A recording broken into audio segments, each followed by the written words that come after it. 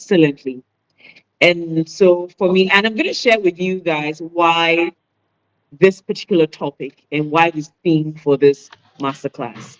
Because of all the things that, because everybody knows me as a communications expert, and I work as a communication strategist. I'm an on-air personality. So I would have thought that why not communications, right? But it all ties into this particular thing we're doing because I think that solving problem is one of my, my very strong um, holds. So everywhere I find myself, I look for what is wrong there to fix. And so you want to call me the fixer? I don't mind. But in all of this, we're trying to solve one problem at a time. This generation must do At this great. point, I've left One thing in that I've my noticed about us is that we are very ready to fix. And so let us equip ourselves to be the fixers that we want to be. hand. We want to Sleeping. be the change we've been praying for or Hmm. we've been asking for. So how best can we do that than to keep learning? I have spent the last 5 years of my life serving and being an executive assistant. And in my 5 years, I learned many things from my bosses. Actually, I was serving three bosses at the same time. I'll tell you guys about that crazy decision I Hmm. made. Three bosses at the same time. One was a politician. So you do the math. Okay, do the math. But in their own words, I have been amazing. So when I shared with them that I wanted to do this, one of them said to me that, why did you have to wait for this long? In your first year, I knew that something like this should come out from you. And I was very humbled. She will join very soon, but she said she wants to be quiet. But the stubborn me will introduce her once I see her join. I'll introduce her. But I think in all, I'm just grateful that we're all here. So I'd like us to um, if Selassie is on, Selassie, can we get the number of people on now so we can kickstart? And I'll take the green light from you. Once you are ready, we can go.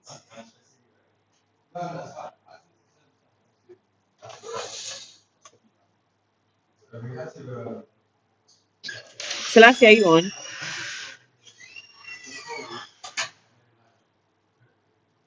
Okay. All Yes, we right. have 7 people joining in. So All I right. So, think guys, I'd like us to unmute and have a quick conversation with each other. Yes, I see you, Victoria, my boss. Oh, it's good to see you. Um, uh, Yvonne, if you can also um, put on your camera. I want us all to put on our cameras, guys. Let's see, unless where you are is not, a very comfortable place, please put on your camera. Let's see all of us. We're all young people, and I want us to see each other whilst we're doing this. Can we do that? I think we should be able to do that. Victoria, it's good to see you. It's good to see Looking you beautiful as too. always. Thank you. Looking beautiful as always. So on the flyer, hey Yvonne, yay! From ministry to banking. Your story, we have to share it here. Um, but it's so good to see you. I can't hear you. You haven't unmuted, so if you're talking to us, I can't hear you. So so. I've Jessica, actually worked with Otofia, Yvonne Selassie, before. Yvonne, I don't know I mean if Yasmin. she Hey would Yasmin, I remember. see you. Yasmin, I see you. Aisha, and I think I have Val. Val is already here with me, so I'm going to leave him alone. Hello, Mimi. Can you hear me now? Yes. Yes, Okay, Selassie, I can good. hear you now. Okay, Thank you so good. much. Sorry. Um, if we can clap, let us all put our hands together for Selassie for me. Selassie is the project manager for this particular project and many more. Yes. Oh, I love what we are doing. I love what we're doing. We can use the emojis if where we are we cannot speak. But yes, amazing stuff. Selassie has done from ideation to execution. She has been on top of it. Literally been on my neck. Mimi, we have to do this thing. Mimi, we have to do this. I'll tell you guys a funny story before everybody joins in so that you be the first to hear the exclusive. Before we got this thing to happen, I'm telling you, at some point I chickened out. I was like, nah, man, I don't think people are ready to learn these things. And I don't think there's an institution that's teaching this, so let's not bother. Maybe let's find something more cooler to talk about. She was like, Mimi, no, let's do it. And I remember we were at Malcolm, right? When we planned this whole thing. And Selassie has been incredibly amazing. I am so grateful for you. And we're only seeing this happen because you kept me on my toes. I'm grateful. I'm really, really grateful. So yes, thank you, Mr. Akundo. Mr. Akundo is here doing magic for us as well. And you know, one family is holding this entire thing together. That's amazing. That's amazing. Thank you. Thank you. Do we have more people? Slash, can we go Yes, I think we'll start. People will join in very soon. whilst we are So on it, right? yes, Okay. okay. Okay. So I have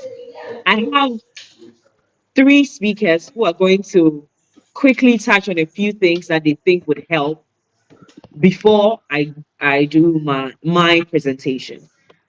I'm excited about these two ladies who I already see here because when you talk about excellence, when you talk about emotional intelligence, when you talk about people who understand what they're doing, my first experience with these women taught me that. Like I literally said, like, wow, this is the kind of worker I want to be, a worker who's trusted, someone who is, completely trusted with everything. And so Victoria is a beautiful lady you will see on the screen. She is the executive assistant to Bolare, the CEO of EIB Network. She is probably the third EA I've worked with Bola, and I am completely in love. This lady is incredibly amazing. I'm telling you, she came from medicine to industry, entertainment industry, and corporate world. That is the transition this lady has, and she blows my mind every single time we have a conversation. She's absolutely amazing. She'll be speaking to us briefly. I also have the EA of the managing director of ADB. She is here in person of Miss Yvonne. She's on the other side. If you're not on next year, if a sika, if a sika, if a sika idea for a agriculture development bank, abi, since she and her boss took over ADB, I'm telling you, people can see how ADB is. Now, when you go to ADB, you don't see old women, or you see young women, fantastic work done. And that is her job and her boss's job. So, honestly, I appreciate you, Yvonne, for wanting to come on board. We have Gilbert. Gilbert is not on yet.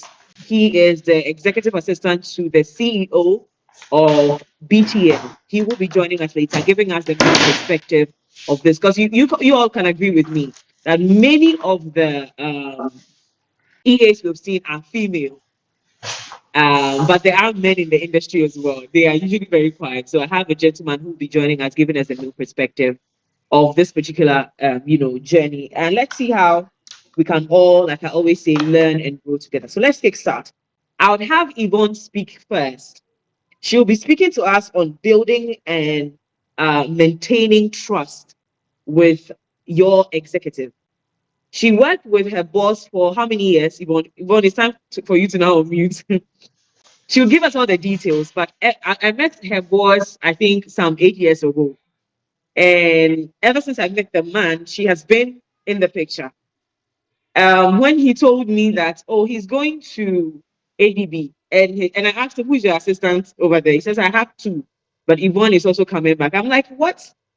Yvonne is coming back? Wow, we love this.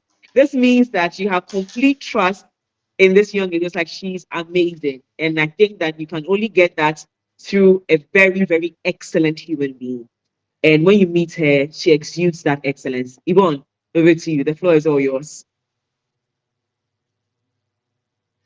Yvonne, I can't hear you. I think you have to unmute yourself. I don't know if you have. Hey, Selassie, can we help her? I don't know what the issue could be. Victoria, can I hear you? Let me see if I can hear your voice so we know where the issue is coming from. Hello.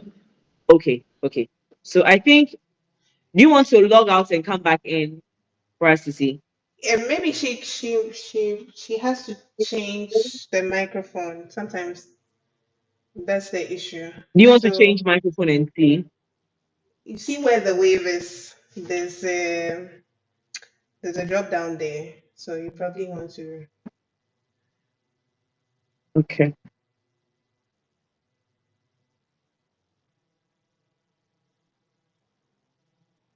I see you, Tiara. Hey, T. This is our American representative. She's taking us to America, so please say hi to Trump's daughter. Hi, T. Thank you so much. Okay, so while Yvonne, let's see if we can hear you. Oh my goodness, I think she's gone off. she's back. Oh, okay. And then I'm gonna. Okay, Yvonne. Yeah. Can you hear me? Yes, I can hear I'm you now. having issues with the camera. Yes, okay, I can hear you now. So you can go ahead. Do you get the feedback I'm getting? Yes, but I think you should be able to go. Let's see if when you continue, if it continues.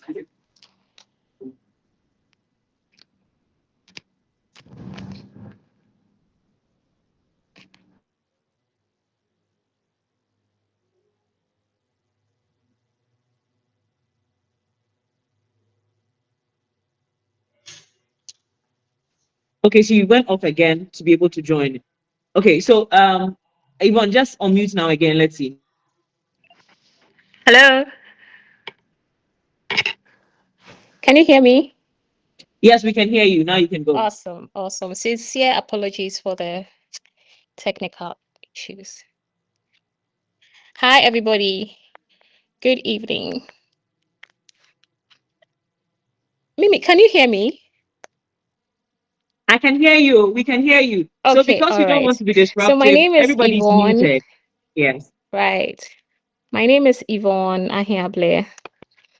I think Mimi has introduced me, but I will give you a little introductory about myself. So I kickstarted my career as a personal assistant right after national service. Right. I mean, after national service, I think there was a year where I was unemployed. And so I received a call from a recruitment company. I left my CV. I dropped off my CV at a recruitment company and I received a call one time for an interview.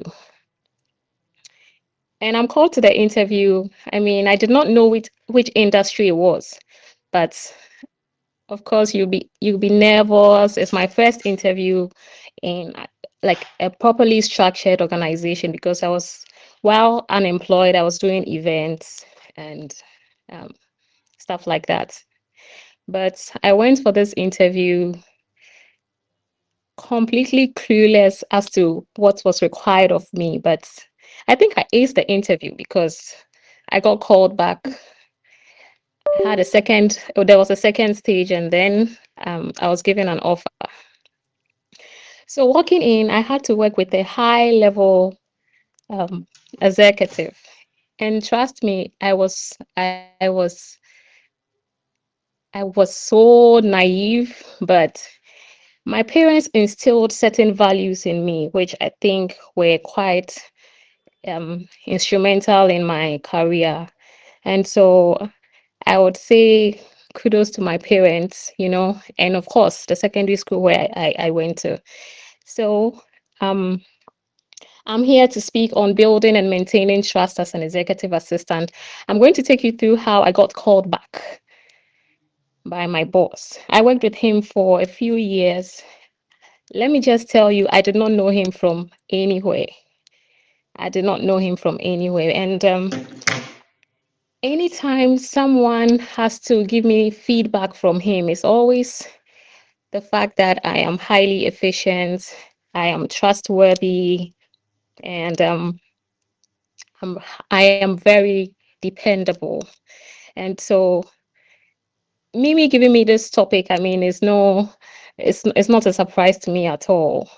So I'm here to tell you about how you can maintain trust as an executive assistant and how you can ace your job no matter where you find yourself, no matter which industry you find yourself. And as career driven people, I think that trust is really, really essential. And irrespective of who you're working with, I think as an individual, you should be able to have some level of trust for yourself, for the people you work with, and even your direct reports. So, first of all, I am someone who is able to give feedback. So, for instance, my boss requires an information from me. Spot on, I deliver. Spot on. If I'm unable to deliver, I make sure I give feedback. Feedback is the end process of communication, of the communication chain. You do not leave that hanging at all. Whenever something is required of you. So I mean, basic principle, let me just say, if your mom sends you, if you're running an errand for somebody and you do not go back to give feedback, okay, then I mean, what was the what how is the person going to know that Yvonne delivered or not? So one thing my boss would always speak highly about me for is the fact that I am very clear when it comes to communication. I would always I always keep him informed. Let me just say that. He's always informed as to whatever, no matter how irrelevant the information is, he has to know about it, because these bits and pieces of information, some way, somehow, helps him in making his in the overall strategic decision. Okay, is everybody with me? Right. And let's speak about maintaining professionalism. You know, when you work with an executive, it's really, really, really important that you are you're so professional on the job. Okay. So when I'm at work, I some people say I can be very diplomatic, but I mean, you're working. There's time to be jovial, there's time, but I am always very, very professional when it comes to information. And you know, you have to always be an be very discreet with information. Working with executives, you're working with very, very confidential information. You're working with employee records, you're working with strategic documents, so many highly confidential stuff. So you need to be very professional on the job.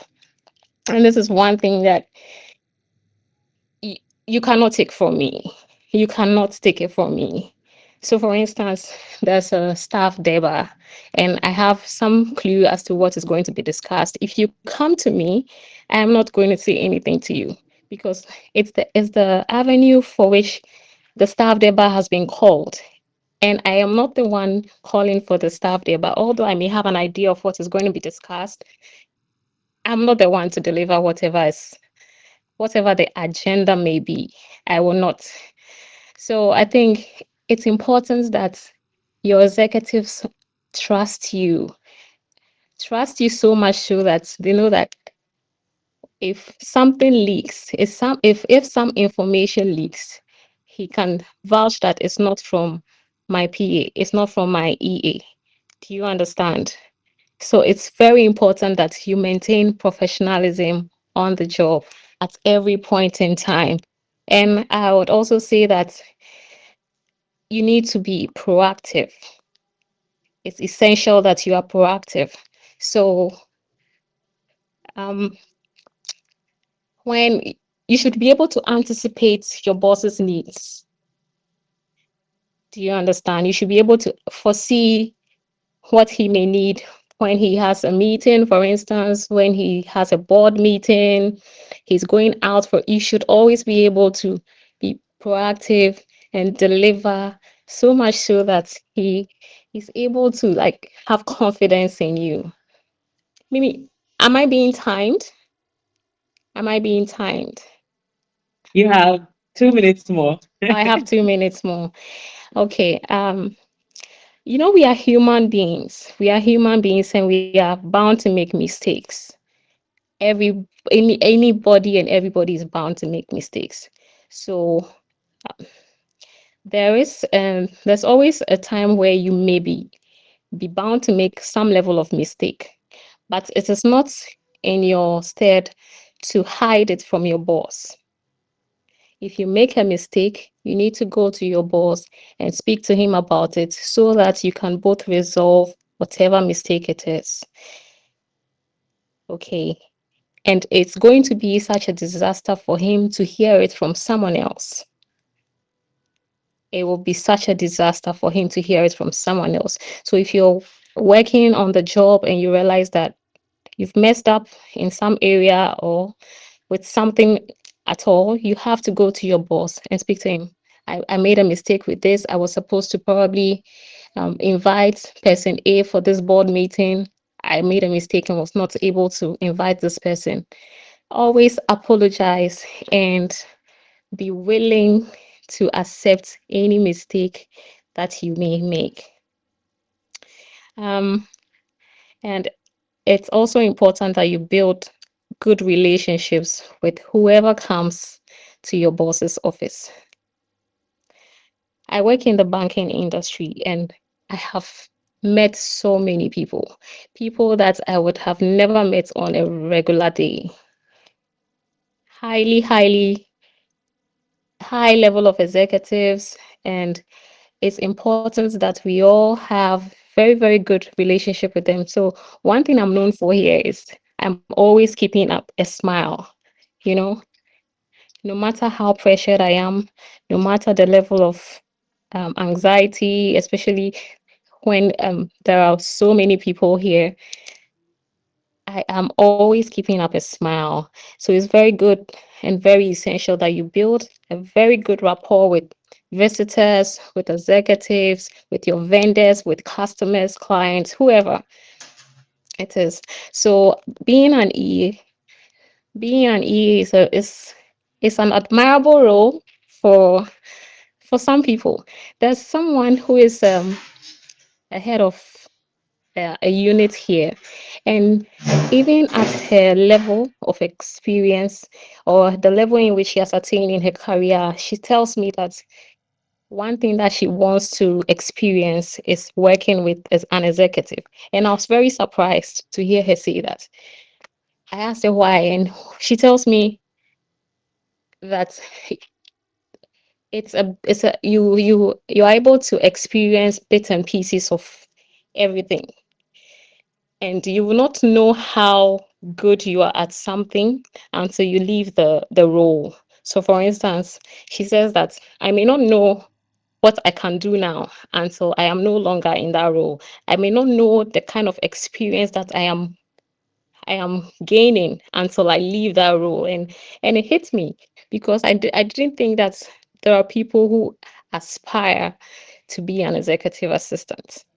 I never actually thought that. And so I think kudos to Mimi for putting this masterclass together. I think that it's a step in the right direction. I think it's a step in the right direction, and most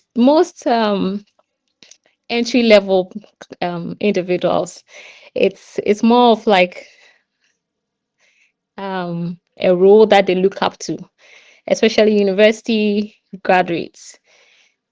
And if you start your role or your career as a PA, I think that you should ace it. You should put in your all, be committed to the job. Make sure that your executive believes in you, that your executive has a lot of trust in you. And work with all you can. I admire Mimi. I do not tell her at all, but I can watch her status and be like, doesn't this lady rest? She's always working back to back to back, and I never knew she was even an executive assistant. I never knew that. So kudos to Mimi. Thank you very much for this opportunity, and I am hoping to learn as well from you. Okay, now you people, this year I'll sleep, I promise. You don't sleep, Mimi. You don't sleep. This year I have promised myself to sleep. Victoria is making sure of that. Victoria, are you making sure of me sleeping? She's giving me bed and food. She won't sleep. I will try to sleep. I'll try to sleep, I promise. Yvonne, thank you so much for that very exciting presentation. She said to me earlier that I'm going to be honest and real about what it is that I'm going to discuss because it's her experience and everything you've heard from her is firsthand. When we eventually do the in person, these are speakers you're going to meet, and then one of the things that I would like you to, when we eventually do the in person, is to see how they show up. That's one thing I'm going to touch on that in my Yes, yes, that presentation, is how escaped they show me. up. These two ladies in the room, you will know that they are either an executive assistant of a or they're a big person themselves. The latter usually would come first. Yes. And so, Yvonne, thank you so much. I'm going to have to bring Victoria in. So, please, Yvonne, you can now mute your call Okay, so I can bring Victoria in. Victoria, as I introduced earlier, is the executive assistant to Bolloré, Mr. Nathaniel Edisi, popularly known as Bolloré. He is the CEO of the EIB network, and she is completely the manager of that office. You cannot see Bola without this woman. So Victoria Blackwood will be joining us. Also, she is the CEO. She is a CEO herself. Now, that is the part of her that I want us to learn. Her transition into becoming an executive herself just by serving an executive. But she's going to be speaking on skills and professionalism. She possesses something really, really, really fascinating. I never thought in my life that I would see another woman and be like, this girl is fine, Sha. This girl is fine. On top of her fineness, this girl knows walk. She knows how to walk. You see her smiling and being cool like this. When you see her on the job, she's fire. She is fire and brimstone together. She is like a force to reckon with. And so, ladies and gentlemen, let's bring on board. She will be speaking to us again, like I said earlier, on skills and professionalism. As an executive assistant, she is a executive assistant to the CEO of EIB Network. Victoria, over to you. Hi, good evening. Um, Good evening. thank you. Thank you for everything. I think maybe I said everything about me. There's nothing I can say again. Um, I'm just going to go straight to the point. I'm going to be very real. I don't know how to package. As much as Mimi will say I package, I don't know how to package. I'm going to be real with you guys. Um, I always say I still do not know what I'm doing. I just take a day at a time, one step at a time, every day with everything that comes to me. So I remember when my first week starting to work with Bola, I knew nothing about being an executive assistant. Oh my God. I just had to go with instinct. I just had to go with instinct. Okay, what will he like? That's when all the things I learned in medical school were starting to set in, because in medical school you do a year in psychology and you realize that that psychology class was very good because you learn to read people and understand, how they want certain things to be carried out, or how they, when they're uncomfortable, when they want certain things to go their way. And today, speaking about professionalism, it's not been easy. I'm just going to touch on some few points and go straight to the point. Being an EA for Bola, there are certain things I believe has helped me.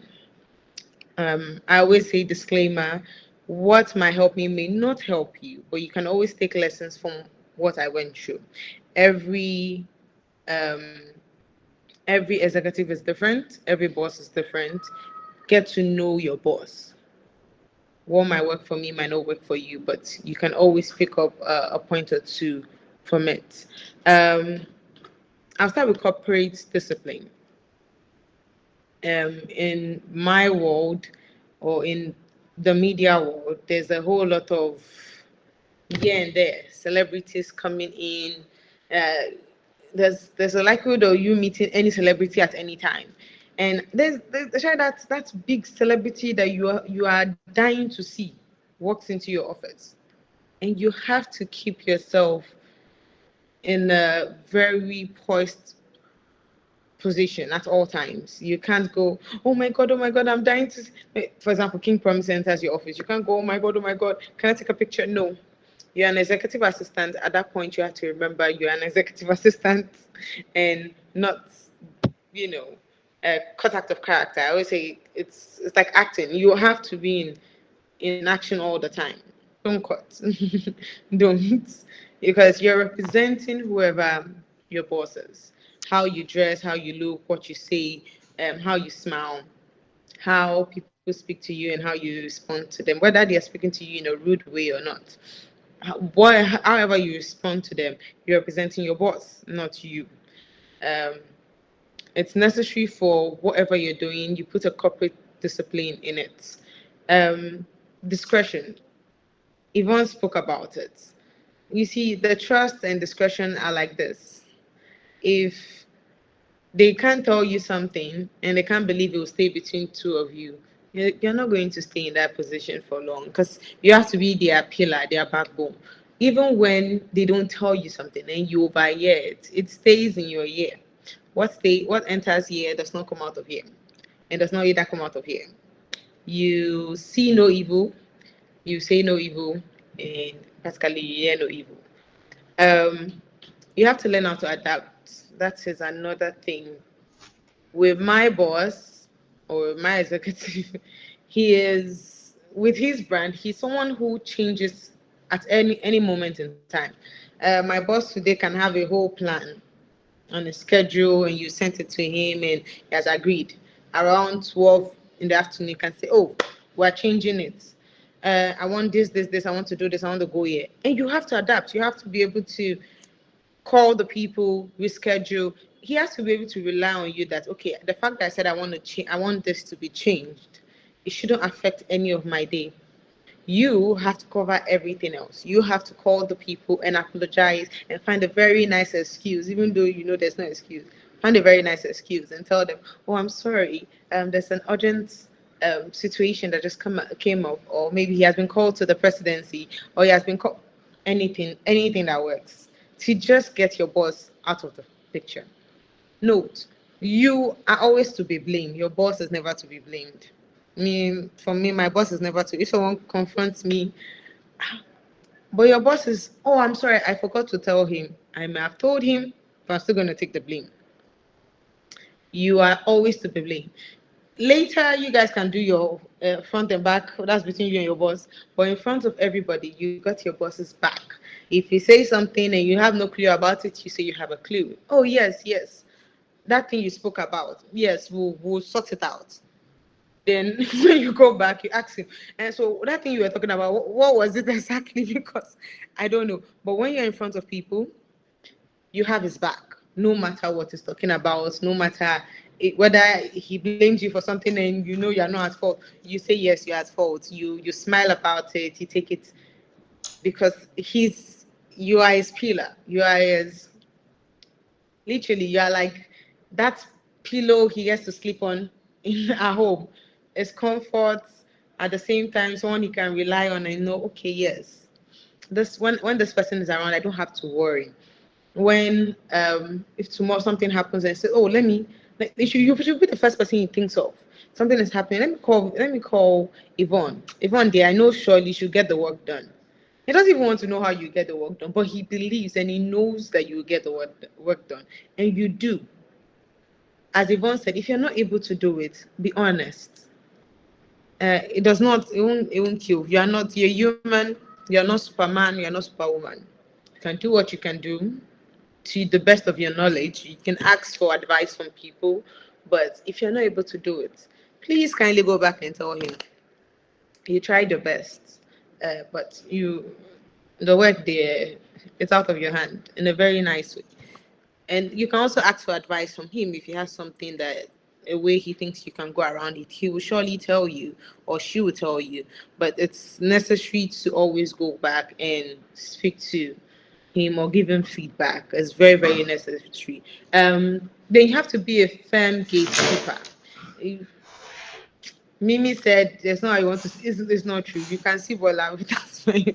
But you have to be a firm gatekeeper. Um, as long he has not asked you to bring the person in, or he doesn't want to see the person, or he wants to see the person, it is at that point no relationship works. My office, no relationship works. Even if you are his wife, you are his brother, mom, I'm sorry, you will go through the right channel. Like, you will wait, I will go ask him. If he says you should come in, I'll gladly let you in. You're not doing it because you want to be rude, you are doing it because that is the right channel. It's just as we said, being professional. Just go tell him. Don't There's no how they are close. Leave the friendship aside. There's no how you and the person are best of friends. Leave the friendship aside. Me and Mimi are best of friends. But if Mimi comes to my office, sorry, we'll do the friendship in the house. It's just like that. You just have to put aside friendship and who you know when it gets to that part. You are the gatekeeper.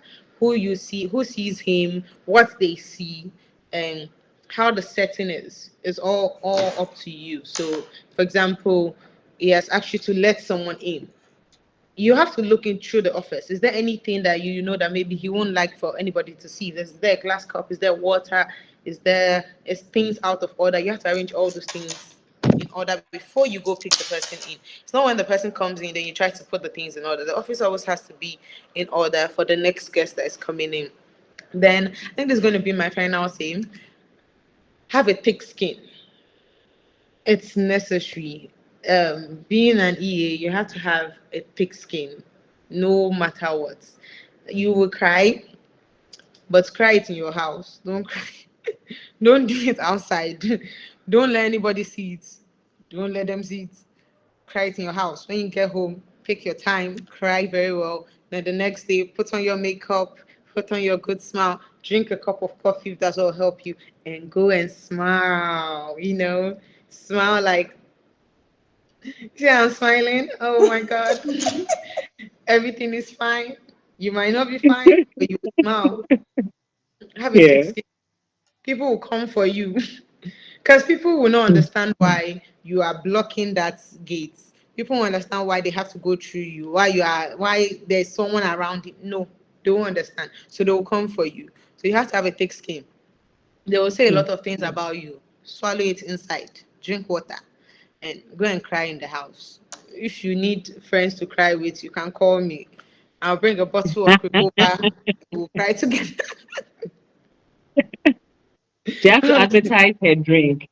She yes, manages one of, so she moved from being an executive assistant to running a part of Bullet's business. It's a drink company, and the drink that she's working on now is Prekova from Moldova, if I believe. It's from Moldova, yes, right? yes. That is how, that is the transition I wanted us to kickstart my presentation from. She started off as an assistant who was clueless about what she was going to do over there and ended up as a brand manager in the business. So in a few days, she will no longer be managing um, Bola as a brand. She's going to manage Bola's business as a manager. And that's how being an excellent executive assistant, that's how far it would take you. Victoria, thank you so much for sharing yourself with us. You all know that if there's anything you know about me, I'm true to self. And these two ladies, they fascinate me. And so thank you all so much. If there's anything you guys want to know about them, there are similarities, is that they are present, they're very efficient, and they're very excellent. In fact, one of the qualities of a good leader is how you know this person will be a good leader is that they know how to keep things to themselves. So I have known Yvonne for how long? I don't know how long, 5 years or 4 years. But she never knew that the position where she meets me, I'm an executive assistant over there. I will block her. She knows she has to go through me. She doesn't even know what I do over there. Now, that's the secrecy you need if you want to be an excellent executive assistant. Victoria, thank you.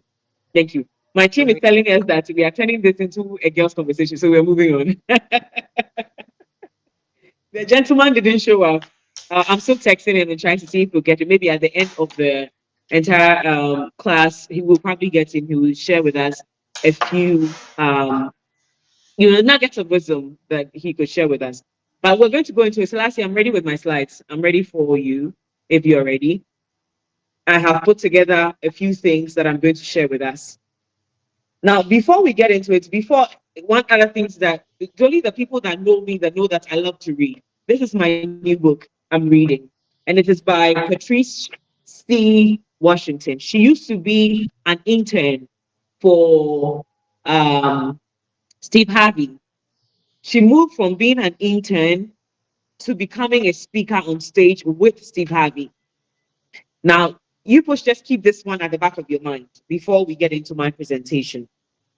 She said that in a part of her book, this is just the introduction, right? In a part of the book, she says, okay,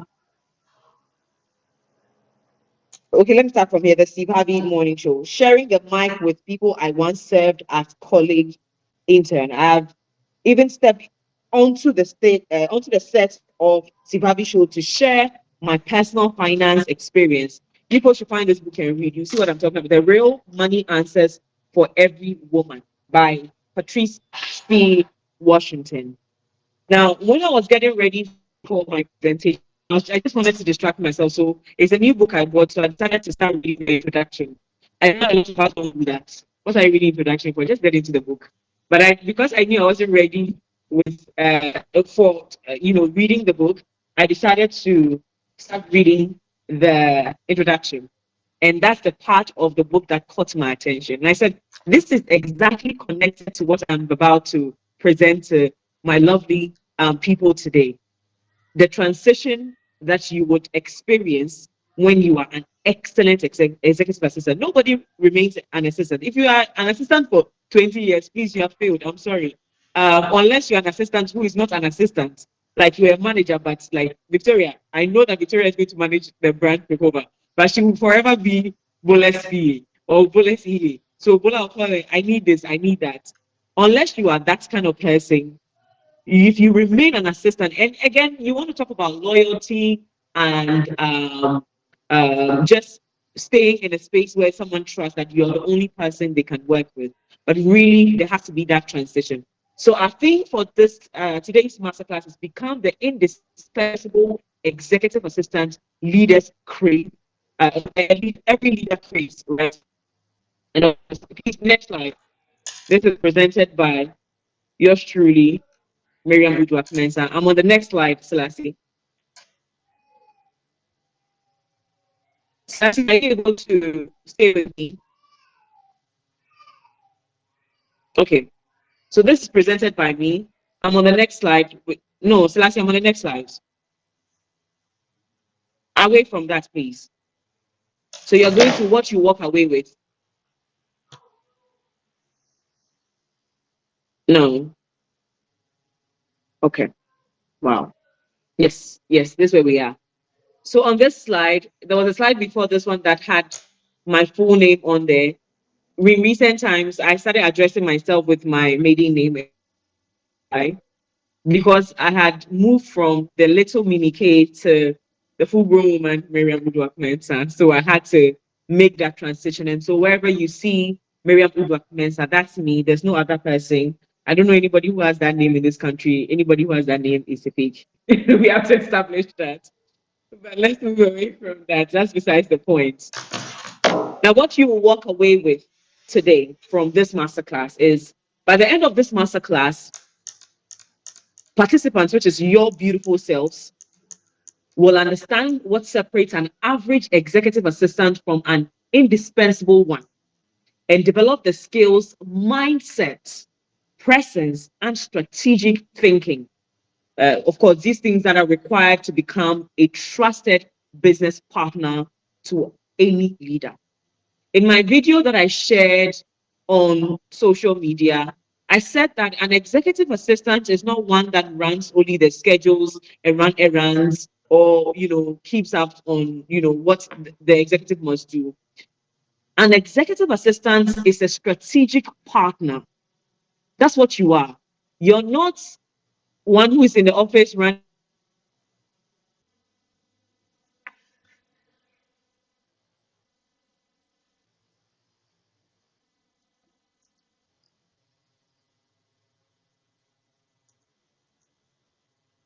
the meetings,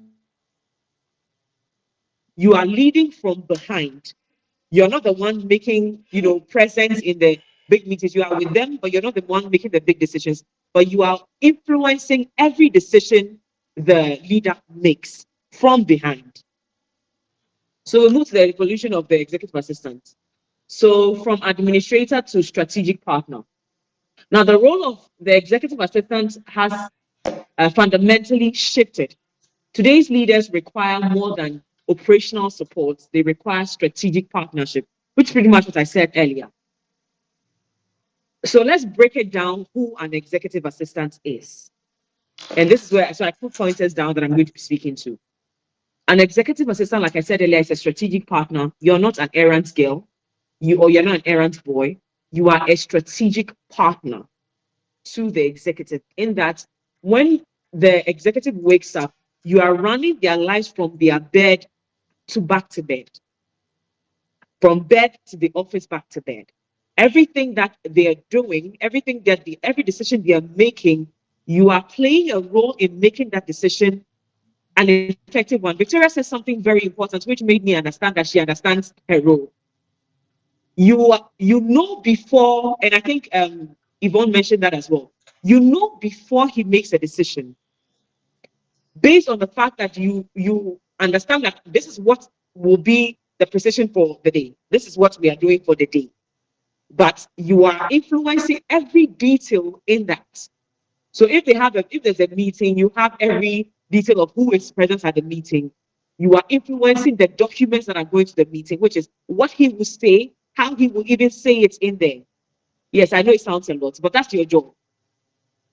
There's a thing that my boss once said to me. She said, I am not in the office right now so I was managing two bosses in one office. So as an executive assistant, I am an executive assistant to two bosses in one office. Then there's one who's outside the office, who's a different business. Now she'll tell you that I am not in the office. Whatever comes in and out of that office, I know. So does he know. And so if there's a meeting that goes on in his office, it doesn't concern me. I mustn't know that detail. But if it affects me, I must know. And one day when they were telling me what I need to, I was like, first of all, you're not two men. This is a woman and a man. I need to manage these emotions. Ah, God, I've died. But I knew that no, this is a huge task, and I need to run it with wisdom. So your job as an executive assistant is to make sure. Just put at the back of your mind, if you don't hear anything, you're a strategic partner, you're not an errand person, right? Number two, PA versus administrative assistant versus executive assistant. And this is where the confusion becomes worse. The pressure is getting worse here. Because someone will say that an executive assistant is the same as a PA now. No, my dear, it is not. You as a PA, you run the day-to-day activities, of course, which sounds like what the executive assistant will do. You run the administrative work. You make sure that the office is run in a way that the executive can operate smoothly. But it goes beyond that for the executive assistant. What the executive assistant will then do is to make sure that the administrative work is done with a certain precision. It's structured, sorry. There is structure, there is strategy, and there's a system. You don't just show up and say that, oh, document. No, there is structure, there is strategy, and there's a system that runs the office. So that when the executive comes in and he's even a disruptive one like ours, like I have a very disruptive executive, and I think Victoria has the same, where he walk into the office and he said, no, this is not what we are doing today. The system works anyway. Nothing is disrupted. Nothing looks like, oh my God, we're losing our mind because boss said this is not going to work. the way we have it planned. So you develop a system.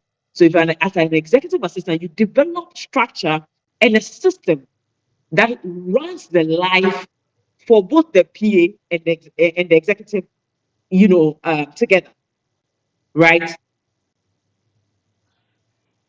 Why modern and okay, so the third one is why modern leaders need strategic assistance. Because you see the way the world is moving, and later on in the slides, you realize that there's more to being an executive assistant. You have to know everything. Yes, I know you're human, and that one, Yvonne has already established it for us. We're all human beings, and so we make mistakes. But it's somewhat as if, so in journalism school, we are told not to have emotions. And it's on the job that I understood why they require that a journalist must not have emotions. Because when your emotions are active, you cannot think straight. And they will mess up your. Imagine being on air and you're reporting the death of someone. And they say don't have emotions. So, good morning, ladies and gentlemen. We are just receiving a very, very terrible news. This president has died in this country, and we're going to be sharing with you the information about that. Having said that, I think the country is mourning. We mourn with you, and you're supposed to move on. Whereas maybe this person is someone you love, and you want to be like, oh my God, why did you die? But you cannot do that. That is the job of an executive assistant. You cannot die. You cannot faint. You cannot have emotions. And I know saying you cannot die sounds too deep, but that is literally how you're supposed to be active in the structure that you've built. Now, so that is the reason why the modern day executive needs a strategic assistant because they are not running the show anymore. You're running the show. And you need to design, like I said earlier, the system that runs that show. Now, the shift from support staff to trusted advisor. Now, this is the most important part. So you are an executive assistant that your boss can never listen to. Like everything that you have to say, he throws away, resign, or ask God for wisdom. Because he should be in a position, you should be in a position where, like Victoria said, your boss will say that, I need let me call Victoria first about this and I'll get back to you. Let me tap into her. Let me listen to what um, Yvonne has to say so that we can make a decision. That is who you are. My boss will say that when I need advice on media, I don't call anybody else. I have to call. Let me call Mimi. I'll get back to you. And you know that will also get you a few enemies, but don't worry. That is part of your job to get enemies. But they would want to inquire of you in every aspect and facet of their leadership. And that is how you become indispensable. When they need advice, like you are, the word for this one is you are resourceful, you are present, you are providing solutions. You are not there looking pretty every single day. You are providing solutions to every single problem. And I know we've already established that we are not robots or AI, but you have to read wide, know wide to be able to be an excellent executive assistant. So your quote on this one will be, so your key takeaway, please, the next slide. Your key takeaway from this very first slide is that an executive assistant is not just an administrator. They are a force multiplier for leadership. When your boss is saying that I need watching at 6 a.m., you will find watching at 6 a.m. So does he saying, so does it apply to when you say that I need to speak to the CEO of this company? Executive assistant has the number of that CEO or the PA of that CEO. You will find it. And if you don't have it at that present time when you need it, you'll find ways and means to get that. That is how, like, you get him into the rooms that ordinarily he will not be able to make, even with all his connections. That's how you become indispensable. That is how you become indispensable. And that when we talk about how I built mine, because you need to know how to also build a network for yourself that your boss will need. That's how you become indispensable. You build a network for yourself that when my boss will tell, so we're about to put together a conference very soon.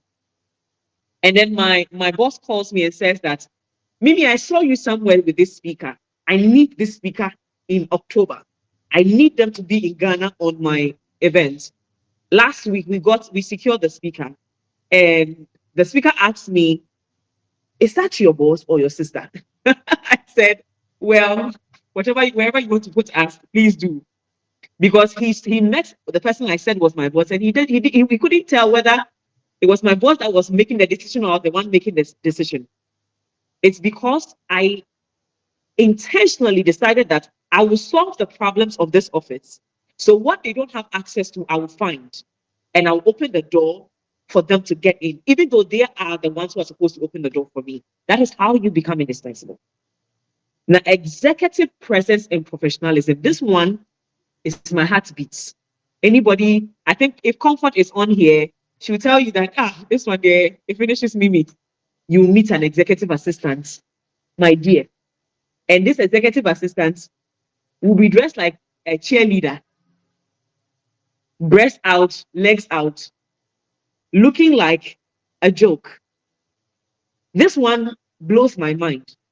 But also, I think Yvonne said something about the entry point assistants. And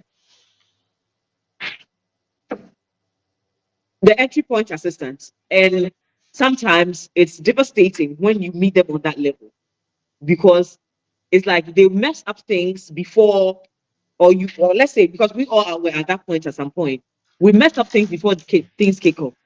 But something is very key in this.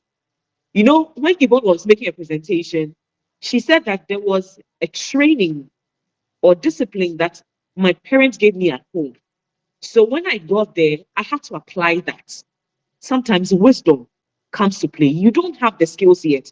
You are not equipped yet for the job, but common sense has to come to play.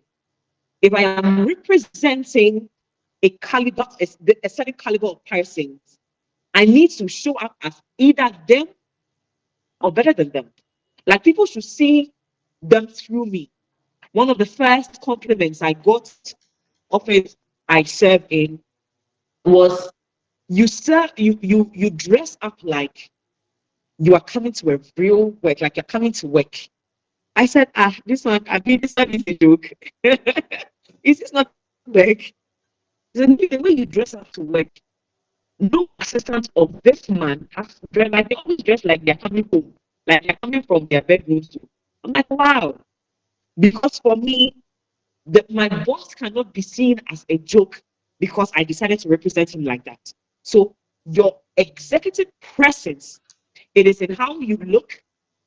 I hope we brought pen and paper, or we brought our notebooks and pens. It is in how you look. It is in how you speak. It is in how you emotionally manage yourself in people's presence. Because you cannot be spiraling when an issue happens representing your boss. You can't. You cannot talk anyhow when your boss is not there. Like when you meet people, you're telling them what to, like you are talking to them like you have no home training. Even if you didn't have home training before coming there, you have to have home training managing an executive. Whatever you show represents them, shows who they are.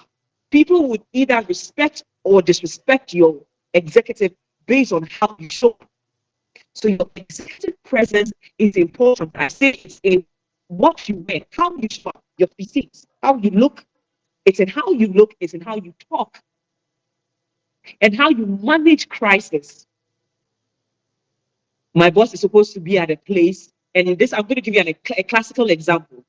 My boss was supposed to be at an event speaking a couple of weeks ago, and 2 hours before that, he was in Kumasi. So 2 hours before that, the assistant with him there called me and said, Mimi, it looks like we are not able to get to Accra on time.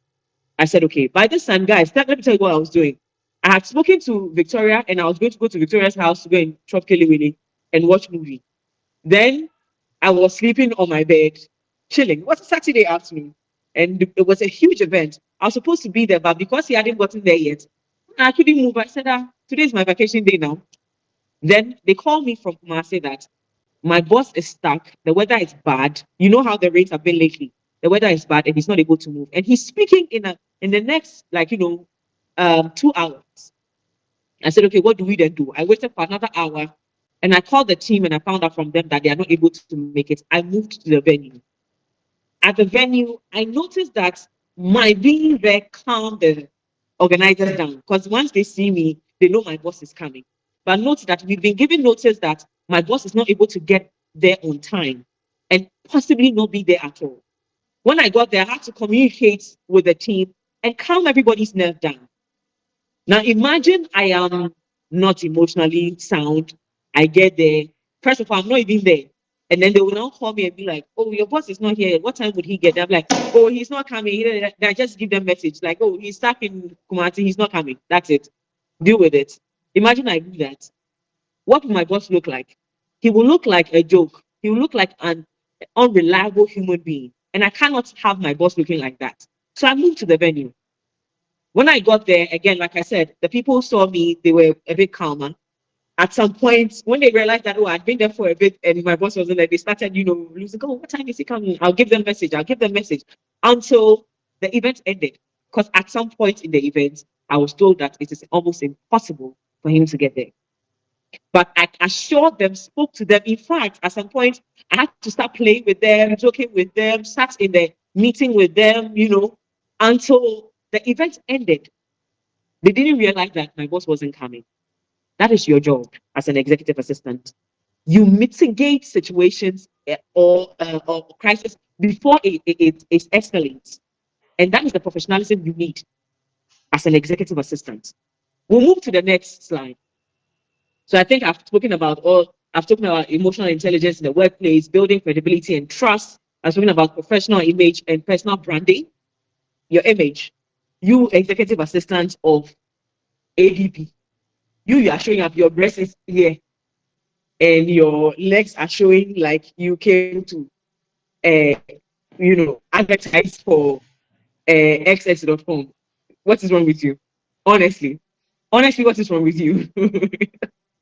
And these are the images, because you know how human mind works. Another thing about the professional presence, professional image. I'll give you an example. My boss is also a spiritual leader. So sometimes, there are people that come to church and then they want to see him. And people are dealing with many different issues. But this person, I'll give you an example. There was a time someone said that, Mimi, you are not only gifted professionally, you are gifted spiritually. Because you see, imagine paint this picture. I know you guys can be very wild in your imaginations. Imagine going to a pastor's office, and then by the time you open the door, a girl coming out with her nipples out in her dress comes out of the pastor's office. What will you think? Your mind will go wild. Like, Wanya Shekra, now, so how did you manage yourself in this presence of this young lady? So sometimes I have to think ahead and be like, nah, this person might have a problem, but they are not going in yet. That is why, that is what Victoria calls an intelligent gatekeeper. You need to understand the terrain you work in and protect your leader's image by making decisions that you know will be beneficial, not the ones that you are doing based on personal vendetta or emotional, decisions. No, you know that if I let this person in, it might cause problems. If I let this person in, it might not look good. If I allow this situation to continue, it might not look great. So I cut it before it escalates. So that is the emotional presence you need to establish for yourself when it comes to giving. Now, this one is exciting. That is our number 5. Confidence without arrogance. There's a thin line between confidence and arrogance. In this jurisdiction, in this Ghana, confidence can be represented as disrespect, but it's all in the tone and how you say it. I'll give you an example. In this one, Victoria will be shocked that I'm making this example because a few years ago, she didn't know me as Bola's last baby. I'm literally first daughter and last daughter at the same time. And so wherever Bola goes, he tells me, oh, I'm going to do this, it'll be good for you, go. Because he opened a lot of doors for me. He would say, oh, I'm going to this conference, you should be there, maybe it will help you. So I go to this conference, and obviously as I'm done, I'm going to look for my father. Then I see PA and I say, sorry, good afternoon, ma'am. Please, where is Bola? She said, oh, Bola is gone. I said, okay, but I'm supposed to see him. Where is he going to now? I go, I don't know. He doesn't tell me. I don't know. He's gone. Guess where Bola was? Bola was in a private room somewhere in the building. She knew it, but she said, I don't know who you are. I'm not giving you information for anything. She did not tell me. So as I am leaving the building, I text Bola and Bola says, oh, I'm at this place. Meet me here. And then I go in there. Then a few seconds before I even sat down, this girl walks in. I looked at her and I laughed. I was like, this girl, you take long, you actually occupy this space for a very long time. Because it doesn't matter who you are. But in that sense, you should have seen how she spoke to me. She could have said, oh, Bola is not here, go. Or, I mean, what does she owe me? She said, oh, no, oh, he should have waited for you. Oh, my God, you know how Bola is. He's gone, no. So what do we do? You, when I get hold of him, I'll call you. And I'll tell him you're looking for him. But it also doesn't take away the fact that she knows her position. She makes the decision over here. You can be confident and be fair without being arrogant. When I'm a boss, oh, then who are you? What are you saying? Do you know who the person is in the person's life? In as much as we are not making decisions based on who you are, we are respecting your presence in the person's life because we don't know yet who you are to the person. And even if we know, we are confident enough to be in that position to make decisions, but we're also not arrogant about it. That's something we need to learn. Next slide, executive presence self-assessment. This one is important for me. Let's quickly go. It'll be a quick exercise that we're going to do. So, a reflective exercise to evaluate your current executive presence. Identify the dimensions where you project authority, warmth, and credibility, and the dimensions where intentional growth could elevate your impact in the room. So, where you are identify the dimension of where you project authority, like I said, you are a leader, but you are leading from behind. So, where you possess and exhibit authority, warmth, which you have seen with these two executive assistants I've shown to you today, Victoria and Yvonne. They are very warm people. They are making a firm decision smiling. They are telling you that you can't enter that office, even if you are President Mahama. You will not enter that office. But we are doing it smiling. We're doing it making sure that you don't feel disrespected. The days when assistants tell people of it's old fashioned, it's gone, dead and gone. We exhibit warmth. We bring grace to the front office. We make sure that before you meet the boss, or even if you are not able to even meet the boss, you have not made the person feel less of a person, no matter. And also in terms of credibility, you see that thing called silence, you need to learn it to the core. It's a skill that you need to harness if you don't have it now. You say everything. Oh, my boss came yesterday and he got to America. Why? What's the problem? Who beat you? Which kind of mouth diarrhea issue is this? And if you have mouth diarrhea, you can't be an executive assistant because you'll be exposed to sensitive information that you need to protect. So before people respect your role, they must respect your presence. So one of the things, so one day I went to the office and I had shamefully stained my clothes because I was taking care of a child. One of my boss's children is a bit of a, she's grown now, but she was younger then. And I was dishing her food for her, I stained my dress. And we're about to start a meeting that evening.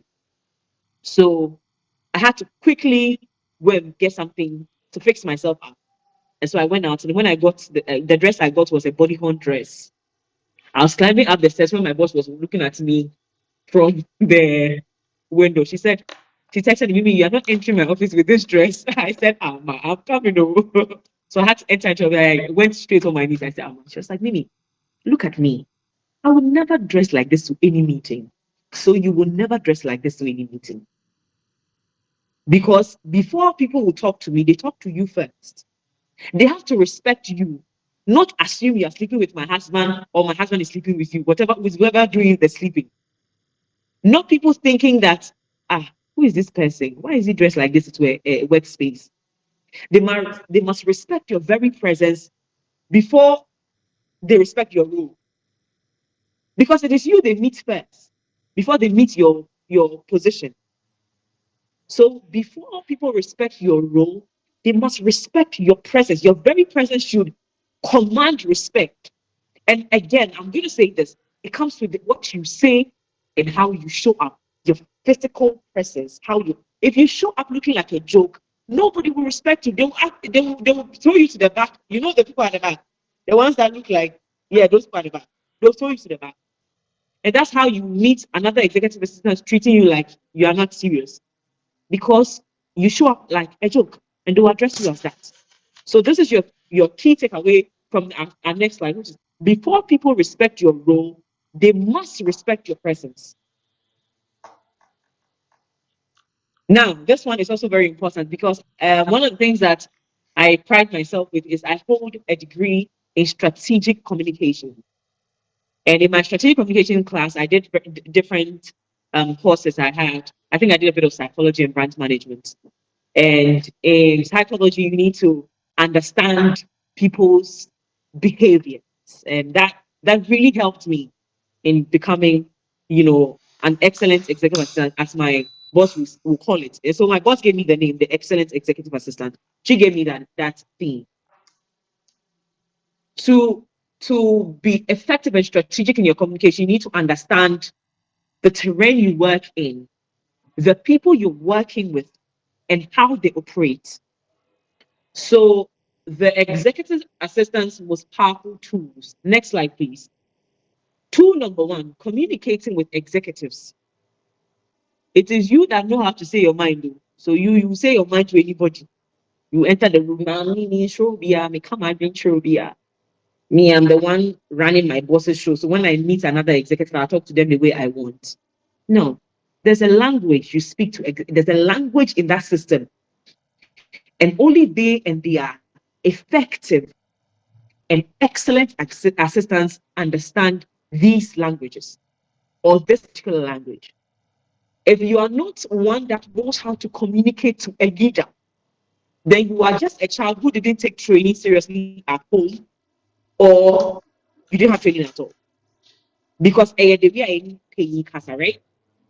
So communicating with executives requires a certain level of intelligence. You will read the room, you will read the motion, you read the presence, you read the who is coming to the room. You don't just say because you are the one. So, for instance, you get into a room and you are the CEO. So the COO can be spoken. The CEO from another company can be spoken to anyhow. No, that's not part of your job description. No matter how they make you feel, some people are very condescending, and then they'll come to the room and talk to you some way because they said you are the assistant. Your job is to represent the executive with utter honor, even if they're throwing, what's it call it, missiles at you. You're receiving it because what did Victoria say? You are wrong. Your executive is right. End of story. There's no. You are wrong every day. If your executive's friends come to insult you, and I'm not saying go now there, let them insult you. Because also the only reason why they'll be able to insult you is how you present yourself and how you talk to them, how you relate with them. So go there communicating effectively. If you see that there are people who just don't respect other people's boundaries, you draw it early and make sure you stand by it. They are having conversations that don't matter to what you're doing. You quickly pull them, put them back in line, making sure they stay in line. Managing difficult conversations. Someone is telling you that your boss owes me. Your boss has to pay the money today.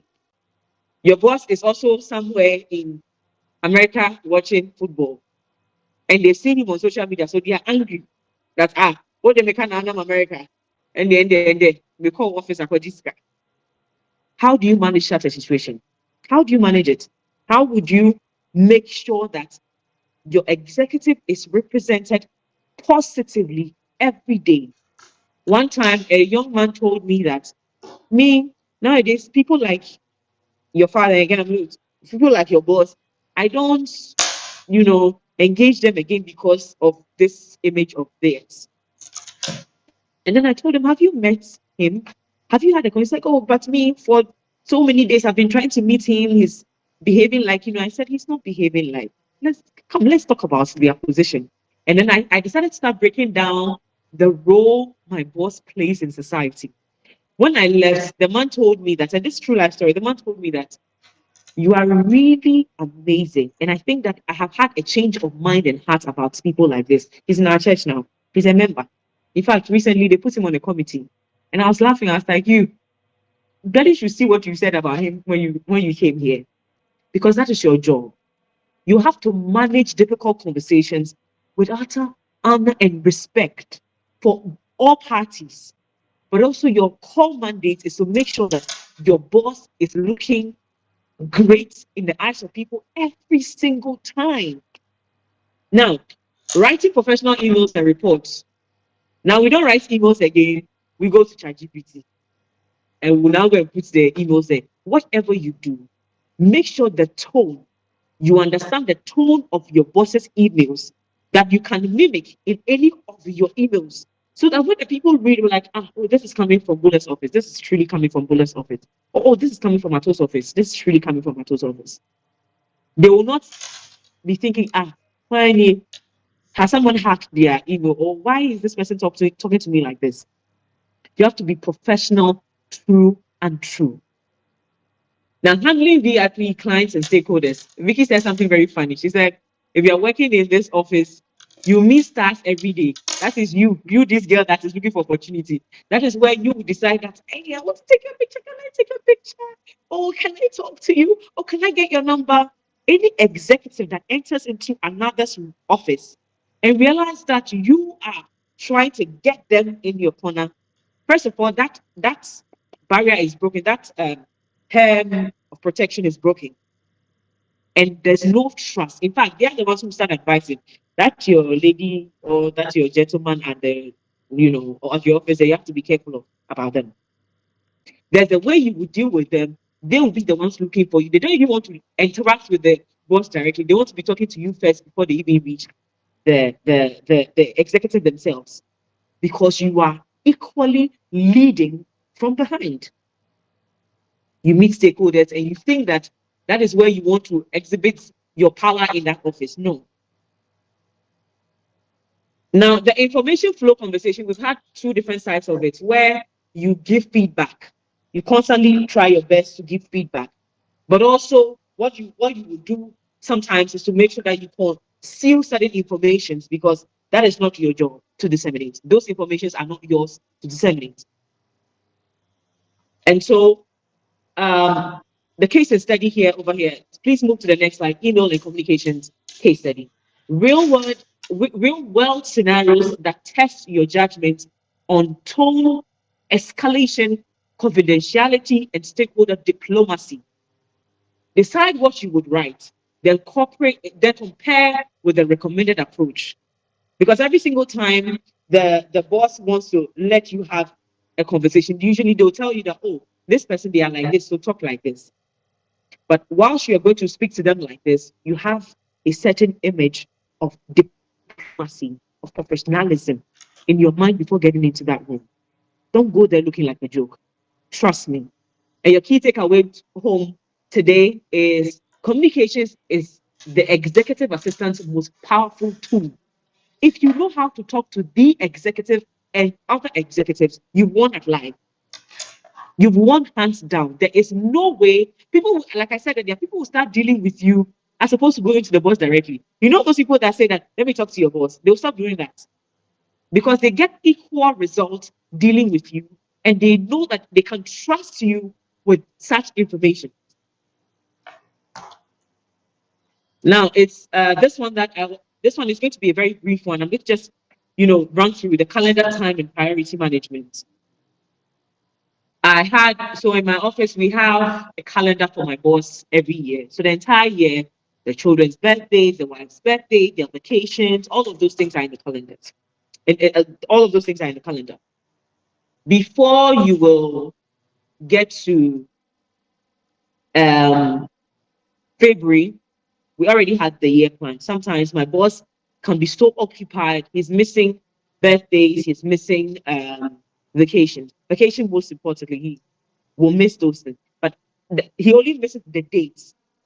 He knows for sure that by the time it's a month ahead of their family vacation, his all his alerts have been set to that. So whether he's going to be present or he's going to make sure it happens, he knows.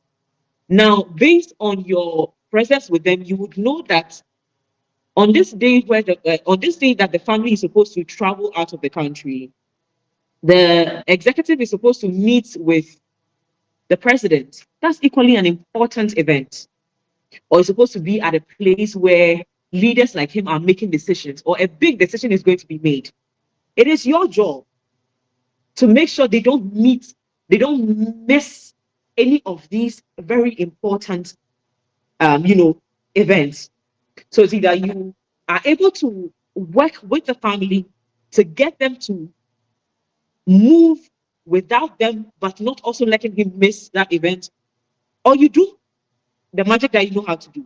But just know that priority is in prioritizing both the personal life and professional life of the executive is important. Now, when you're managing an executive's calendar effectively, it will also sometimes mean that you have to switch places of things. Oh no, no, this you have to understand that this is important, this is not. This is important, this is equally important, but this can be priority. You don't just sit there, for lack of a better expression, like a zombie. Oh, but say 8th of June there is his birthday, so let's go and do birthday. But he also had this, oh no, no, no, we can't do this. No, you have to understand what the incoming event is, what it entails, and if we can move things around. You have to be able to move things around. Else you either make your executive look ineffective, unreliable, or just a complete joke. And that's not what you're paid for. You have to design a prioritization framework. So sometimes you also will require you having an honest conversation with your executive, finding out from him or her what they prioritize, what's important to them. And that would inform your decision on designing that framework. Sometimes you have to be honest with them, like you keep missing out on this thing. It is important. Can we find a way to make sure that this thing in your life does not die? Because many leaders are missing out on important events in their lives and they are missing it. They don't even know. But that's why you're there, to make sure that it's important, you will do it. Maybe not at the time that you want to do it, but you will do it anyway. Now, protecting executives' time. You have events piled up, and you know that all these events are important to the executive, but also he's human or she's human. You want to make sure that their time, both time for work and their personal time, there's something my boss will always say. He'll say that, no, this is my cut off time, meaning I'm not doing anything again. This is my cut off time. He's firm with that. But in an event where you meet a an executive that it's not firm on deciding, no, this is my cut off time, I need to go and rest. You have to be firm with that. You have to make sure that both their health and wealth is protected at the same time, because their health is their wealth, right? And that's what we say. So it's also very important for you to be able to protect the executive's time, scheduling conflict and crisis management that we have talked about, managing multiple competing priorities, we have talked about that. You have to be able to, you have to care. That is, and I want to say this, but not um, exactly the way it will mean. That is your baby. Your executive is your baby. You manage their lives. Don't let them begin to miss things and begin to lose focus. Oh my God, I'm missing this. The moment that continues, they have to fire you because you are making them be ineffective. So we're going to move straight. No, let's move to the leadership product. The key takeaway. I've talked about the calendar simulation. So, okay. So a leader's productivity often reflects the effectiveness of their assistants. You assistant, you come home, you buy watch in the morning, you eat, and then you come and sit there. You are receiving calls. No, that's not your job. The leader's productivity, it reflects the effectiveness of the assistant. Because if you are not up to task, he will keep missing important things and he'll keep looking like a joke in people's faces. And that's not what you're trying to do. So that is something I want us to keep at the back of your mind, that a leader's productivity often reflects the effectiveness of their assistants. He's only as effective as he is as you are. As he's only as productive as effective as you are, if I'm making grammatical sense. So let's move to building strong stakeholder relationship. And this one I touched on it briefly earlier, but let's go into it a bit. What is going on here? Please put off Benedicta's camera if you can, please. Yeah, thank you. So influence without authority. Now this is exciting. Okay, this is very exciting. You rarely hold positional power. That you should know. You are not the executive. You are not the CEO. You're not the managing director. You are not. You are not. That's not what you. That's not your job description. But you hold the connective tissue of the entire organization. That is real power. You are the one who will get into the room and tell the team that, team, today, so this is something we do in my office, Charlie. Your man they come. So driver and security will call me. Charlie, your man they come office. So the weather is not good. So you put the if there's anything that you think he will not like, put it at the right place. Then I'll also call when they haven't called me. Charlie, how is the weather today? The weather is good. Should I order for ice cream or boba? Should I do this? Or should I find somebody to come and dash him something? What should we do in the office before he gets there?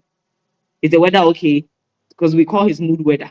So it's like, is the weather okay? Should we allow him to come, or should I tell him that he can stay home for a bit? You know. So you are not the leader, but you are leading anyway. You carry the power. Now, this is the part, you are the intersection of leadership and business. And you are the intersection of the leader and the team. You make sure that there's a bond between them that makes work flawless and flow seamless. So if the team is not happy, you're not happy. If the leader is not happy with the team, you are not happy. But your job is not to stay unhappy. Your job is to fix that. I know it sounds a lot, but stay with me. When the leader is losing their mind, or the team is losing their mind, you will find a solution to make sure that this business doesn't crumble because you're there.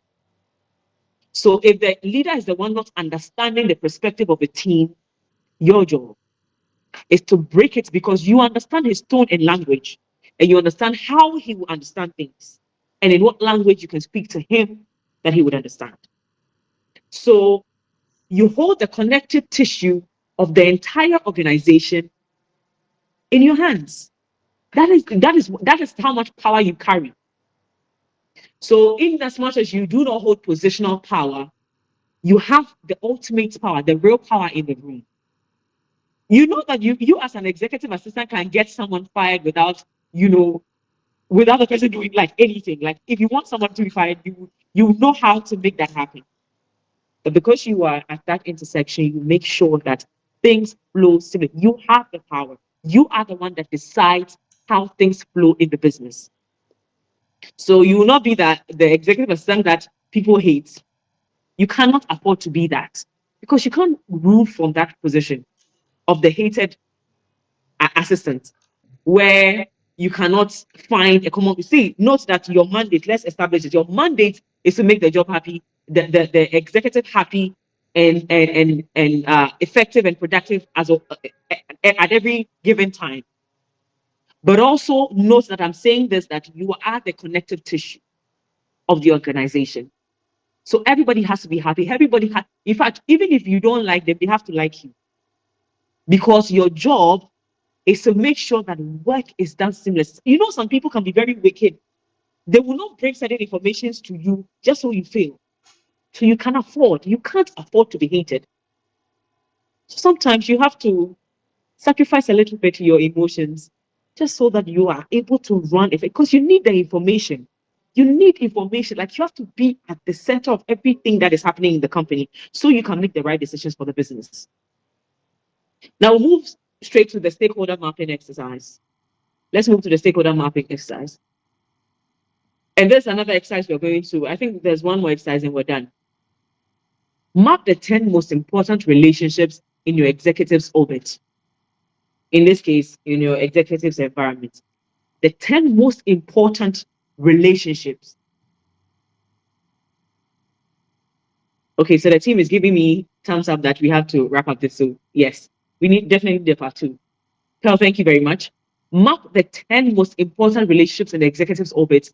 Identify who you know or who you know well, who you don't, and where intentional outreach could create leverage, access, or goodwill for the leader you serve. So your leader is running a business. One of my bosses is a multinational. He runs a multinational company. So, or a Bruni, and you know how people from the other side of town, the place where the wars are, they are not very liked over here. So one of the things that we did was that we decided to be present in many events that involved, people of color, so that he will be able to connect easily. One time he said, Mimi, I'm not this kind of person. I said, you have to, because these people are important to your industry. So if you will not go, I will go. I'll be present everywhere, build this network for myself so that it will benefit you. That's one of your jobs. And I said this earlier. You have to build a strong network that your executive can rely on.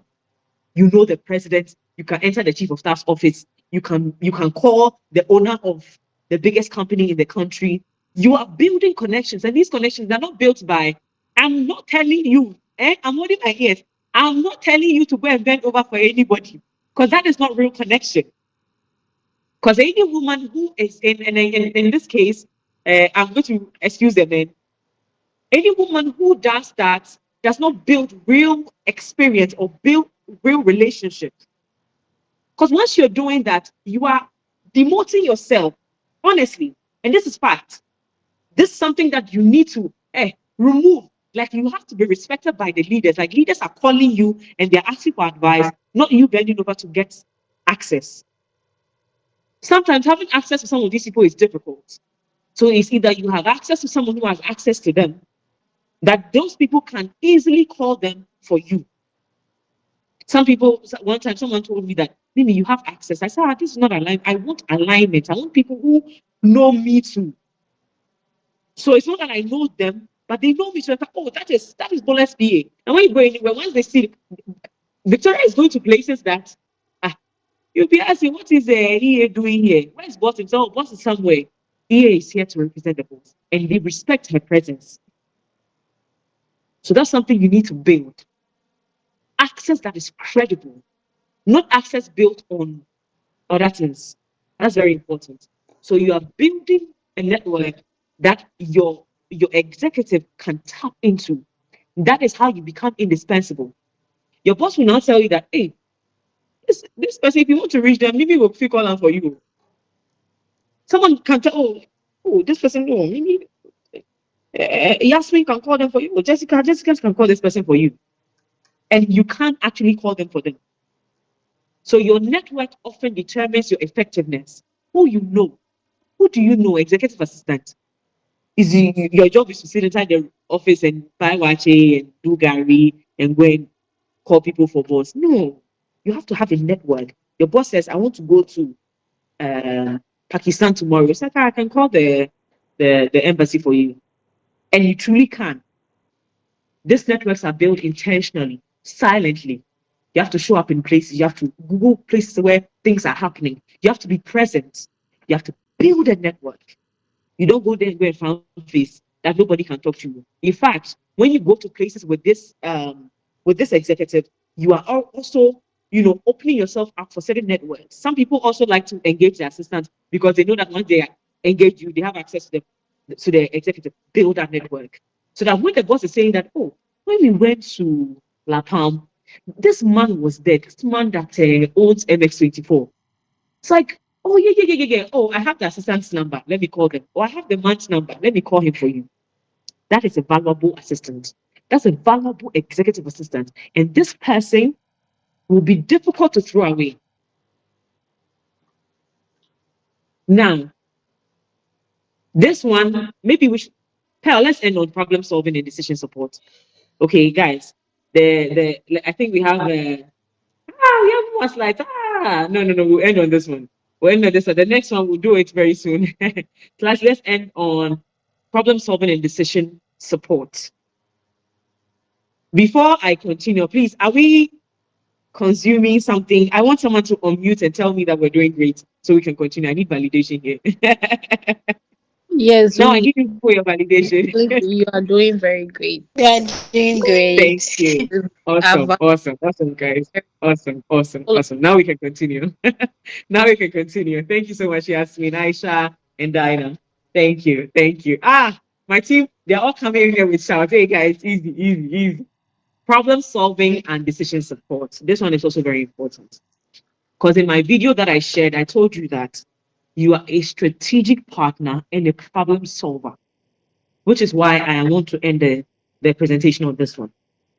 Brilliant at solving problems before they become a problem. You, when you look through the window, you can see that Madam has parked a car. The way Madam has parked a car, today there's fire on the mountain. But you have also heard in the grapevine that there are certain emails that have flown around in the office that is not sitting well. Your job, and I'm telling you this for a fact, your job is to de-escalate that fire before it becomes anything.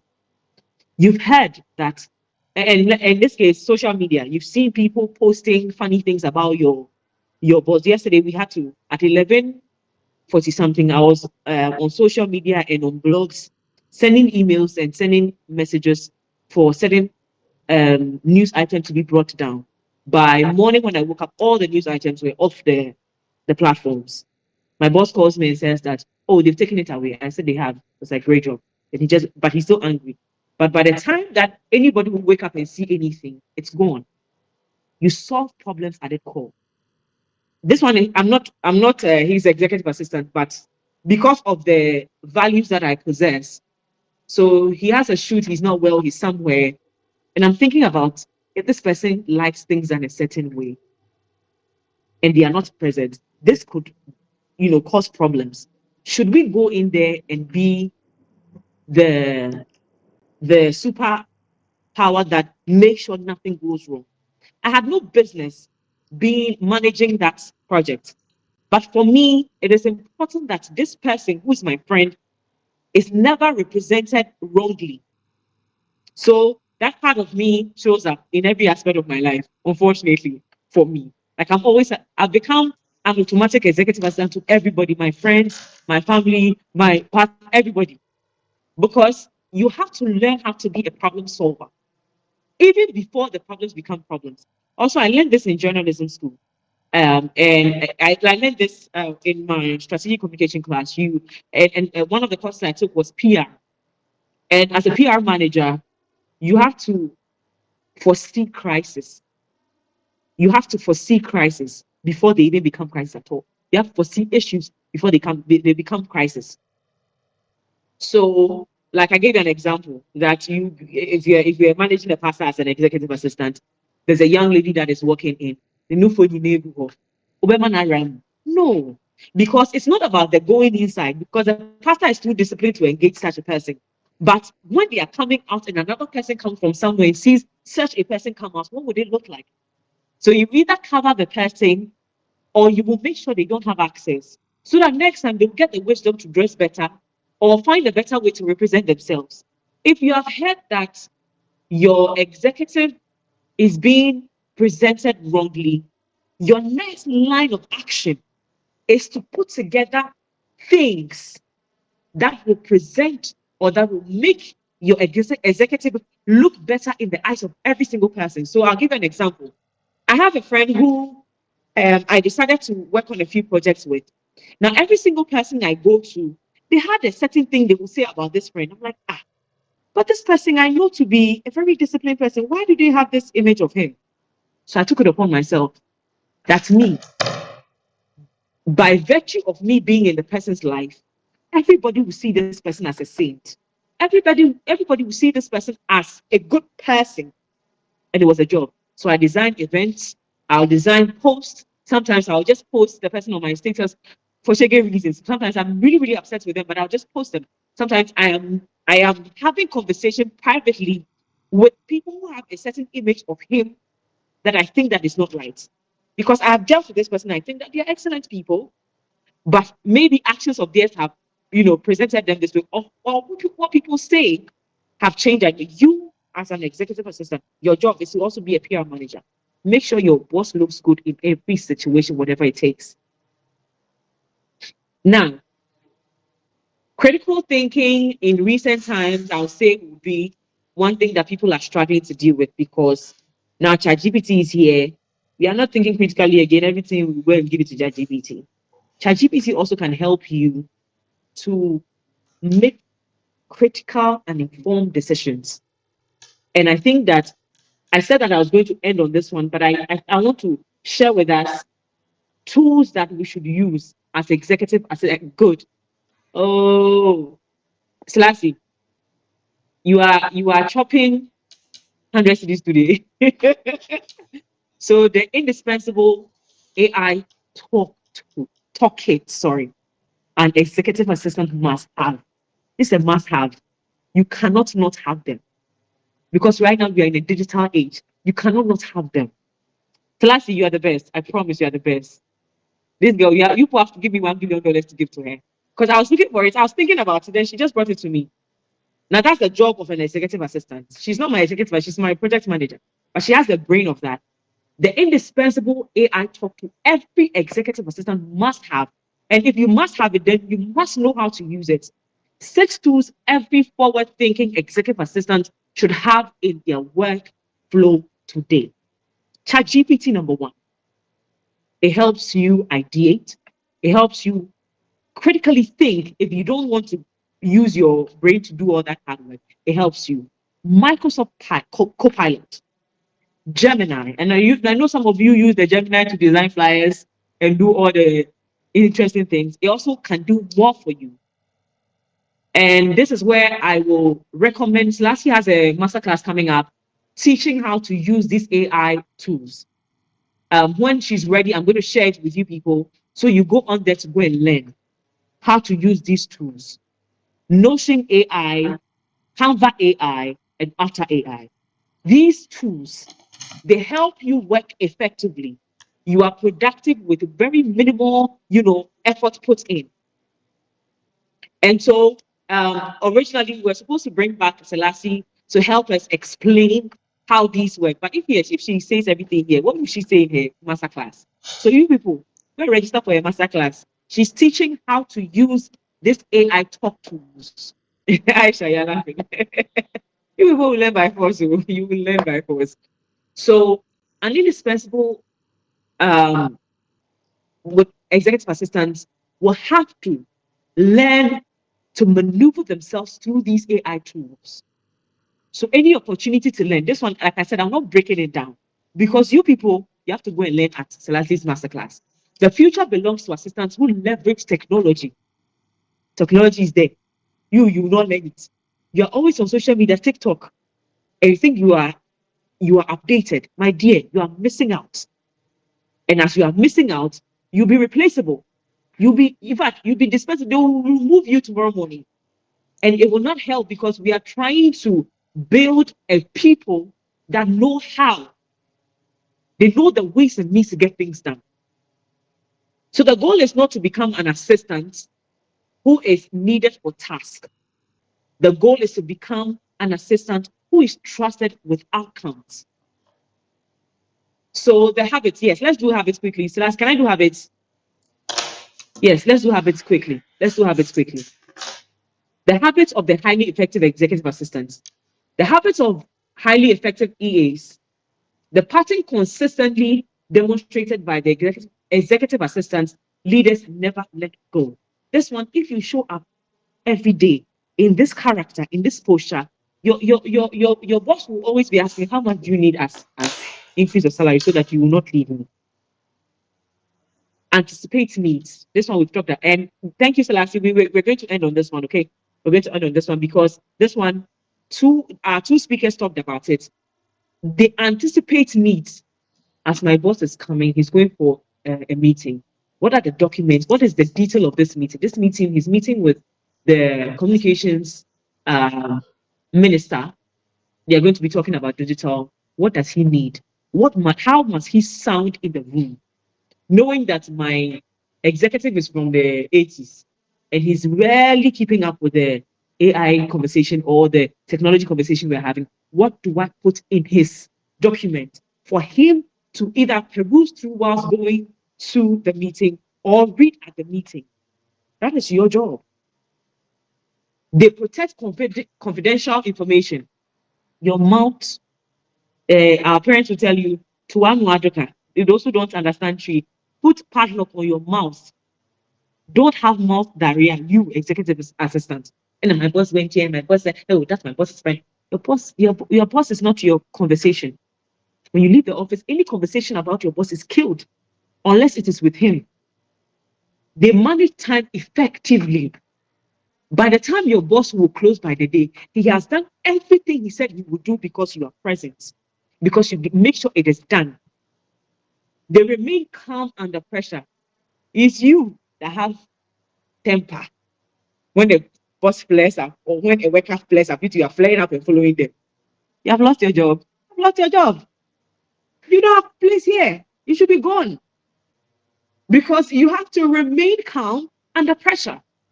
Things are going, everybody's losing their mind. Things are going wrong. Everything, those days when everything seems to just be going wrong. This is your posture.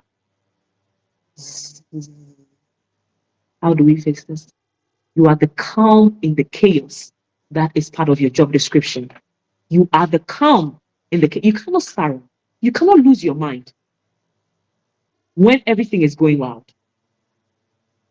They build strong relationships. So I'm going this way. So let's go back to two.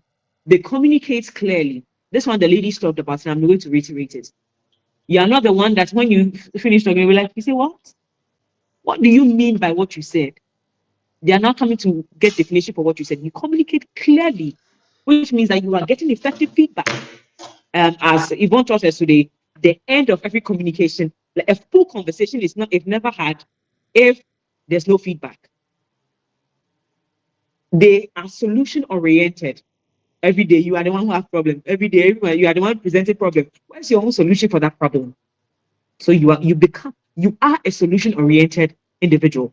They stay organized. Only you. When they come, your desk is discombobulated. My sister's English. Your entire environment looks like a joke. Then when they go on your itinerary for the day, everything is everywhere. No, you don't work like that. We don't do that here. You are organized through and through. They continuously learn. Today, we are not here because we are great people or we understand everything. We're here because we know that there's still room to learn. So we are all here because we want to be better. You constantly are learning, which is why you're going to also join Selassie's AI Masterclass so that you keep learning and be effective at your job. They also on the 9, they build strong relationships. That I've told you.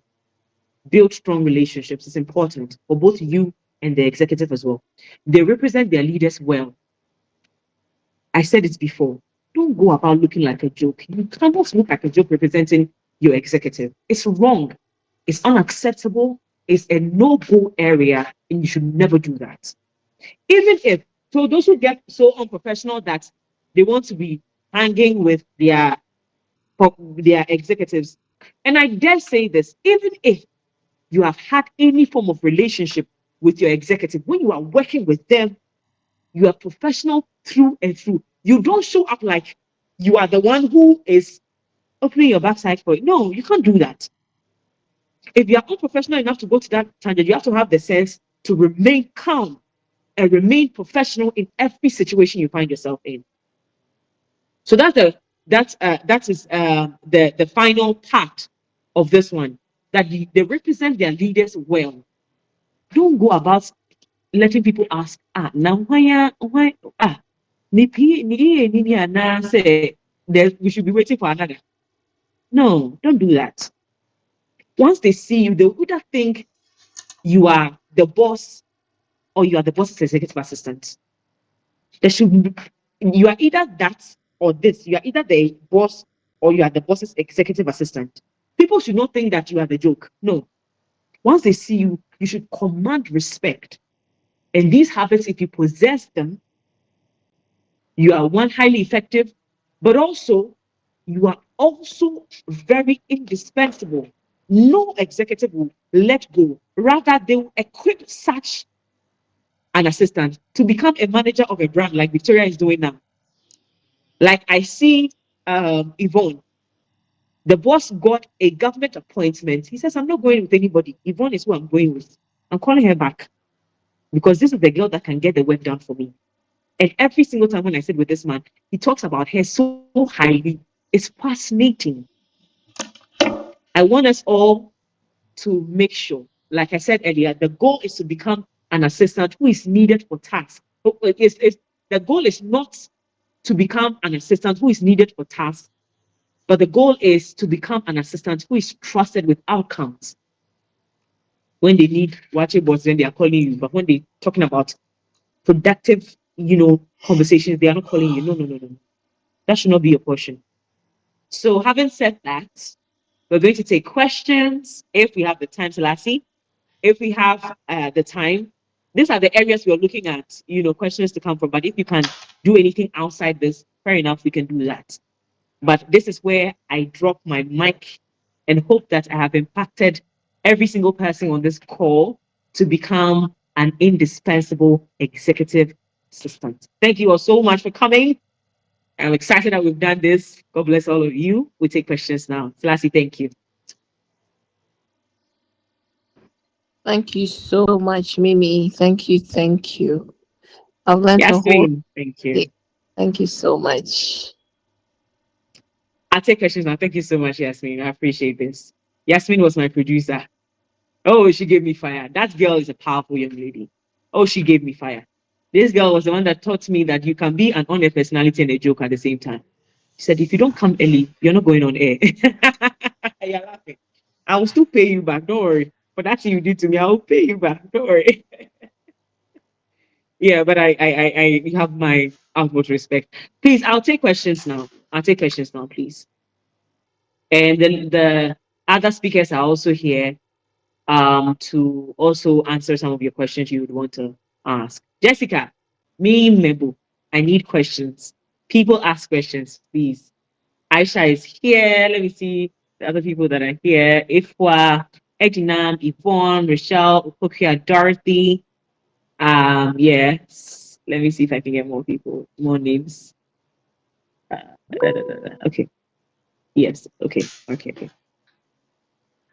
Okay. Abba, please speak to us.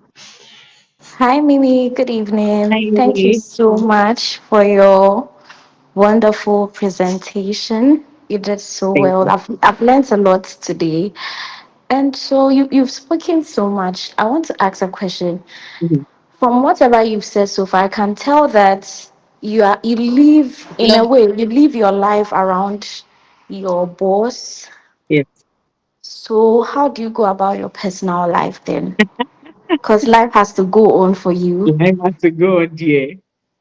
I don't know if you joined the call earlier. That's a very brilliant question, because as a young girl, you have to take care of yourself. Tell my boss It's a or how very much she should pay me. so. I think someone, someone said earlier that Mimi, do you sleep? I don't know if I sleep, but I think I have enough sleep to take me through the day. Unfortunately, as a young girl and as a young lady, and the ladies on the call will attest to it, that your life evolves around your executive, factually. But if you have a kind executive, they will give you room to also take care of yourself. But when they are not doing that, your job is to be able to manage their times so you can make time for yourself. Because if they are able to, execute tasks on time, they can leave you alone. They usually will.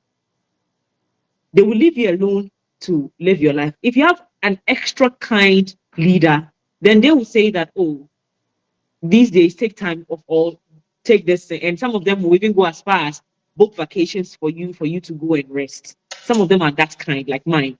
They're super, super kind. Last year I did 3 countries, and people were asking, hey, I was like, this is the result of hard work. When you work hard, they get, and my boss, the lady, because they're a couple, my boss, the lady, will be the one who will book my trips. Last year on my birthday, I had never received a flower before, strangely, right? Last year, no, 2 years ago was my first time receiving a flower, and it came from her. She said, Mimi, you are always, and this is what she said to me. Guys, listen. She said to me that, Mimi, you are always buying flowers for my friends. When it's our friends' birthdays, you are the one ordering the flowers every day. Today, I've ordered flower for you. And they brought the flower to my office, and they brought the balloons and everything. And she celebrated me beautifully. Like, oh, so I didn't make her microphone. She saw it and she said, no, let's do it for this girl too. But because you are on top of things, so it is in your effectiveness that you also get the time, or you also be taken care of. So be as effective as you can, so that the ripple effect is that you will be taken care of. But if you have an extra kind person as a leader, and I think that you can actually even make them kind based on how you work with them and how you take care of their work. You know what they say? You know what? I don't know why it's in the Bible or Christians say it, but because I don't know if it's in the Bible, I'm going to say Christians say. Um, Christians will tell you that yeah, nyame adwuma yie na wo dia ye yie. Wo ya o boss adwuma yie a, wo so wo dia be yie. Because my bosses had worked and are still working with different people, but I'm the only person who has visited 3 countries in a year. I'm telling you for a fact. The reason why I haven't mentioned my boss's name is because of these informations, because I don't want people to start to now looking for trouble for me. So it is because you will get their work done, they will not flinch on making you feel comfortable, on making sure your life is easy, on making sure that you show up your best self. Because imagine me that I sleep 3 hours in the night and I'm up at night. I told you last night I was doing some damage control on social media. Some people were posting certain things, and I had to go and step in. Some blogs had to be taken down. By that time, I only went to sleep at 1 a.m. today. And I'm up. I'm a morning show host. So I'm up in the morning going to host my morning show at 4 a.m. I'm out of the house. How then am I able to function? But it's only in this work that I'm able to get my vacations, and good ones are that. So, Abba, my answer will be that focus on being effective whilst you're taking care of your mental health also, please. So do things that will excite you. If it is social media that you jump on a few times, if it is taking a break, a minute, taking a few naps, you know, is at the end of the scheduled time. Okay, so we're about to have to wrap this up. Um, you have to take time for yourself. Just make few times, but when you are able to serve properly, well, the system itself will take care of you. I think that would be my answer because that's my testimony. Any other questions, please? Abba, did I answer your question? Abba, I'd like to get feedback from you. Did I answer your question? I have a Please who has a question? Hi, Mimi. I have a Yes. question. Okay, please. So I would like to know, in Mhm, an instance where, let's mhm, say, with the work, there's business coming in, mhm, and let me use maybe 3 stakeholders, and mhm, all of them are priority. You know that okay, these are brands that are priority brands, mhm, and you would have to attend to each. Each is wanting you to attend to them within the same time space or frame. How do you mhm. prioritize that? Maybe you speak to your executive and he or she tells you you handle it according to how Um, the priority list. yeah, But you know yeah. that these 3 brands are priority stakeholders. How do you go about that? So, Yasmin, thank you so much. That's a very brilliant question because that can also give you a lot of pressure. That can put you in a very difficult position, especially when your executive, you see, sometimes it can be a blessing and a curse at the same time when your executive trusts you.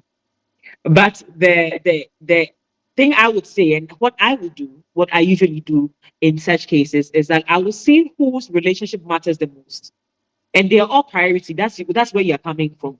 that these are all priority stakeholders, and so you want to be careful. But you have to find a way to decide who, if you lose, can be detrimental to the business or the executive. So that's where your intuition, your intelligence comes in. When you line people up, I have three very important people in my life. Three very important people. My father, another man, and then another man. The three people. When my father needs me, I can't do anything. I have to go. Everybody in my life has gotten to know that. But then there's also this person that is a very powerful person in this country. Imagine my father says, Mimi, check for office 5 o'clock. Then this important person says, Mimi, I need you, let's say at the Flagstaff house. I need you at the Flagstaff house at 5:30 or 5:05. You have to learn to, and your father is saying it's important, but this person is also equally important. But if you maintain this relationship, which is not biological, then you might be able to feed from this relationship, right? Because your father there, he will not disown you. But you have to show that respect too. So either you communicate what the situation is to the people, that you're honest with them, like, oh, there's three of you, but I want to put you first so that I'll let you go, so that I can go and handle this. I mean, this is what I would do. So, for instance, if there are three people, three businesses that are coming over there, like, listen, you are the most important person, so I'll let you come last so that I'll meet this person, do this person, or do that person before you come. It's communications. You have to find a way to communicate it to them. Either you're being completely honest with them or conceal information to put them in certain levels. In this case, for instance, if it's a meeting, you have to find a way to make them feel priority throughout. Don't let them feel like you make this person more important than me. No, you attend to their needs with effective communication, saying to them that they are all important. Yasmin, are we in it? And Yes, I like a feedback if you want. yes, I got that. You got that. So Yes, you have to not let anybody feel at any point that they are not important. What you do is that you communicate with them as though they are all on the same level, as though you are attending to them on the same level, so that you yourself don't get yourself into trouble because you know that you've been trusted, exactly. Yes. right? Okay, So thank I you. hope that thanks Yeah. you too. Any more questions, please? Any more questions? Yes, please. Good evening. Hi, good evening. Ifwa. Please, yes, please. Um, I am someone whose face has subtitles. Okay. Yeah. So it becomes very difficult when I'm put on the spot in the sense that there was an example when my executive had moved from his office with a guest who is Mhm, an internal person. And then he was asking mhm, me, but didn't we do this? And it's because I had no recollection of it and I was working. So I mhm, wasn't fast enough, as Vicky or Victoria had taught us, to yeah, quickly react and just accept the blame or whatever it is. mhm, And it happens often. So most of the time, my executive actually reads my next action or questions from my face. And I realized that mhm. most people are also starting to learn, okay, if you're actually observing her carefully, you can see what's on her face. I need or I want to learn how to switch off the subtitles from my face. Oh, Ifwa, I think this is a very, very important question, but also I think it's a very, very are we going to be completely honest with ourselves on this platform? Is that what we're doing, Selassie? Please, should I be Feel Mimi a free. little? Should I be Mimi a little bit? Because Yes. I'm a top lover giver. I'm a top love giver. Yeah. I don't give sweet love every time. So if stay with me for the next 30 seconds. Okay. I'm gonna tell you. Yes. This is how your boss can wake up one morning and say that you're gone. If he doesn't love you or he or she doesn't love you too much. Because for them, you are not operating at capacity. And I hear you when you say, I want to eliminate that. And so stay with me. And I want you to unmute. Let's do this together. When Yes. you have realized that people can read your emotions or your confusion or whatever it is on your face, what do you do immediately? Now that I've realized that is a thing, I actually leave the room. I give an excuse and Uh-huh. leave the room. Yeah. And I then they go can out tell and that take a they can tell pizza. why you are leaving the room. Do you know that? Exactly. Yeah, they can tell why I you're want leaving to the stop room. being that sleeping bag of information from that angle. Because by God's Yes. grace, I've learned how to just go, oh, I'm sorry, but I don't know about this, even though I definitely know. So by the Okay. confidentiality is working, and then being tight-lipped is also working. But my face deceiving. Yes. We need to work on this one. With I probably will show you a few things. Um, what I will do, and I'm going to tell you the honest truth. And this is tautology, but you will take up like that. Honest truth. Truth is honest. So you take up like that. Let's take it like that for now. When I started, I had that. Okay, I had Okay. that. When I am not understanding something, you can tell on my face. When I'm angry, I'll be saying, "Oh, I'm okay," but you can tell in my eyes that nah, this girl is gone. And Yeah. what I did constantly was I started working on my inside. If I am not entering the room prepared, I don't enter.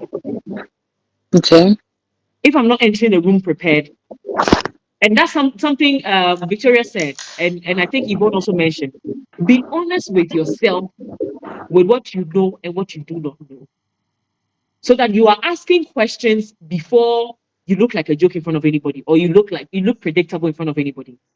If your boss thinks you can be predicted even with your actions, they cannot trust you.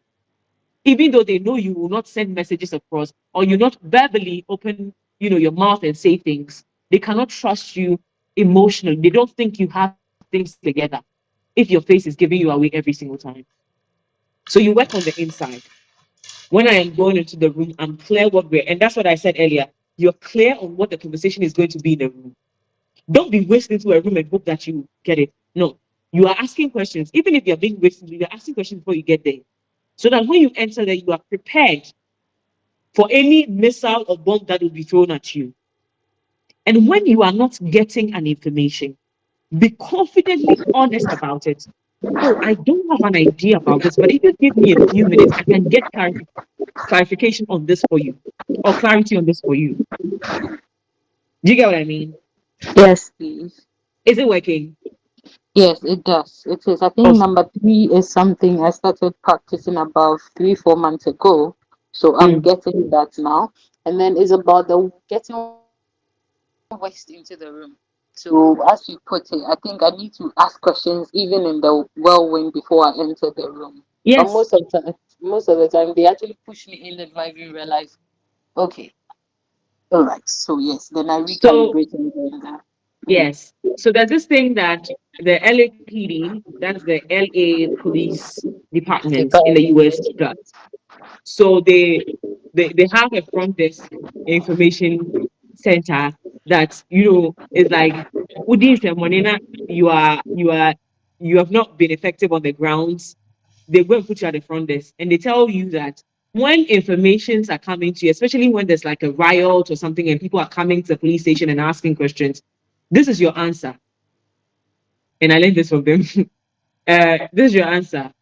The desk or the police department has information about this. We are working tirelessly to resolve this issue. We will get back to you when we have clarity on what it looks like. We'll get back to you. That way, you saved yourself. You're telling the person, give me time to think. Give me time to, you're certainly telling them, give me time to think, give me time to find results, give me time to get hold of myself.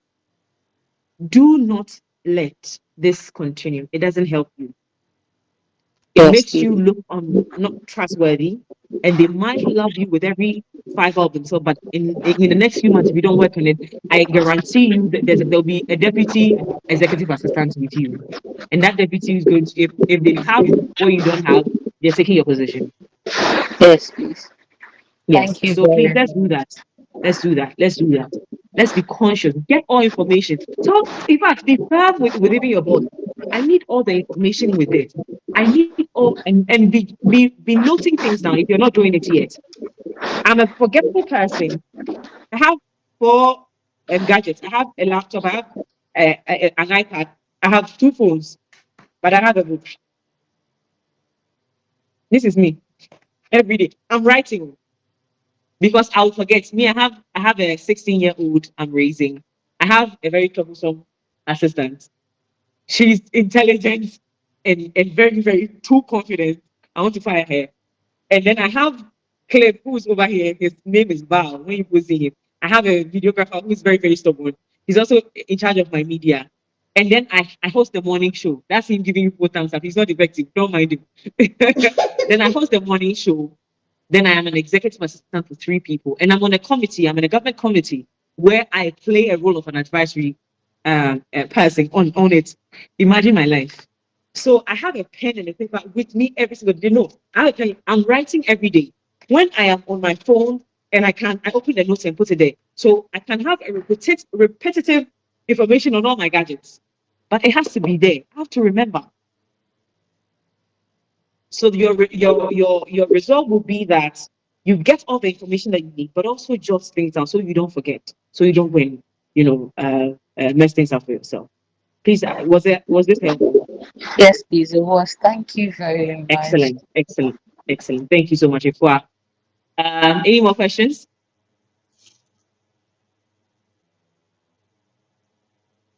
Any more questions, please? Oh, which means that I did a great job then. Yes, you did. Mimi, can I please get the title? I don't know. I have written it down, but I want to be sure. The book you mentioned by Patrice Washington or something. Yes, You mentioned the book. I said this year I won't give any of my books to anybody. I'll going to say I'm going to give it to you, but if I Please, find some, I'll buy please, for you. If I don't reduce buy my it for book. you, please I carry on want, buy. please. It's okay. First, this is what it looks like. Okay, Is real money answers for every woman.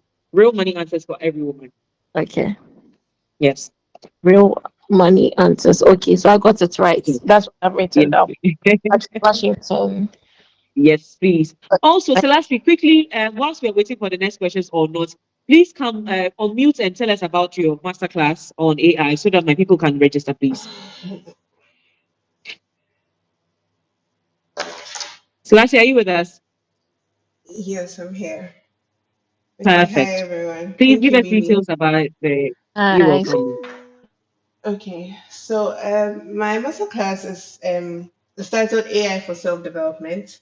And as a professional, as a student, we are using AI, but are we using the right tools for the right task? And we're also consuming content from AI, which is we are not consuming them properly. And so this masterclass is going to address those issues, how to automate some of our everyday activities, personal activities, and work activities or school activities as well. And then we're going to look at the ethical parts of AI, how we use AI legally and compliance wise as well. And I'm going to also introduce you to some of the tools that you don't know that can help you in your everyday life. So I hear Mimi say, I'll give you a bonus one just today. I hear Mimi say she has a lot of gadgets, but you can use Granola. Granola takes notes, so it's able to transcribe every meeting that you are on, every conversation, and then you're able to make notes out of that. And then you have all your information in one place. So you just need one account. You can access it on your phone and on your laptop or on your tablet anywhere. So that's a bonus one for you. So if you want more of this, you can join our session on Sunday at 6 Me. p.m. I think it's me. Yes, Sunday at 6 p.m. And then I'll share the link in the group as well. Thank you, Mimi, so much for this. Okay. No, go ahead, please. So, last are you with us? Yes, I don't know if you heard me. I think my network Oh, if they was heard you, I think my internet messed up a little bit, but if they heard you, that's fine. I yes, think the okay. latter part Okay, the has latter not. parts. Okay. Okay. Okay. Wait, check. So what did you hear? So after you spoke about the granola, Okay, installing it yes. on the laptop or the phone, right after Okay. that. Okay. Yeah, so it's happening this Sunday at 6 p.m. I'll share the link in the group, Mimi, if you permit me. and then Please become do. a Please learn. do. Yes. Yes, I yes. can't wait to see you on Sunday. It's actually well done. Well, I'm so proud of you. This Thank young you, lady, Mimi. I met her, and she has shown me that I'm not a bad mentor. I'm not a bad mentor. Let's give me props, small props. I beg, because she's taking up. She has a book. She'll share with you people the book on the masterclass. Please introduce yourself well, oh. Selasi. You are an author. You are what do you call it? She's an executive herself. She's a leader in her business and her company. She has some small KK business. And so if for those who like KK too, you can order KK from her. But she's a very, very powerful young lady whom I see doing incredible work, but also because she listens and she's learning every single day. And that is how we become great. I think that there's a lot of room for us to explore and learn, but only if we're ready to learn. I think I saw Dorothy's hand up. We'll do Dorothy quickly and then we can wrap up this session. Dorothy,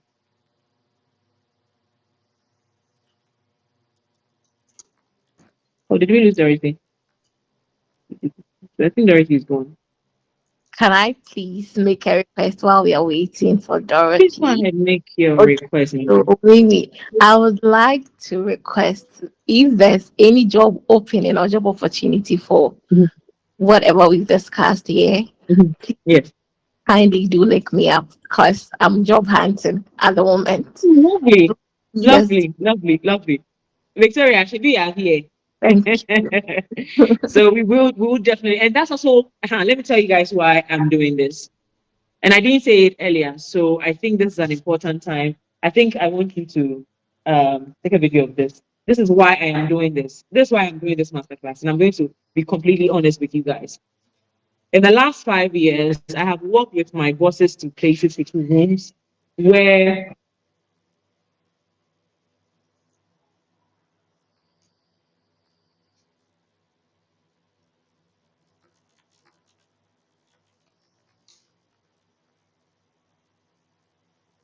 a lack of a better expression, it's not why things should look like. I've been frustrated for 5 years of my life. I've been frustrated by this. And I think that one of the things that we need to think learn there as was Hi, people is to Mimi. not, Hello, Mimi. within said from the yes. beginning. Yes, so I Was think your network was breaking at some point, so I don't know if you can Oh, start okay, all okay, over. okay, okay. So Yeah, then I'll start okay. all over again. I'll start all over again then. So I was telling you why I started this movement, why I started this becoming an excellent assistant masterclass. For the past 5 years, I've been frustrated by, because I serve an executive, we go to different places, we engage different people. In a sense, we meet people's executive assistant. I'm always very frustrated either they are not kept well or they're just acting anyhow and just wrongly representing their assistant, their executives. I was like, how do we correct this thing? Because some of these people, you can't go and cross that line of going to talk and advise their executives. You can't do that.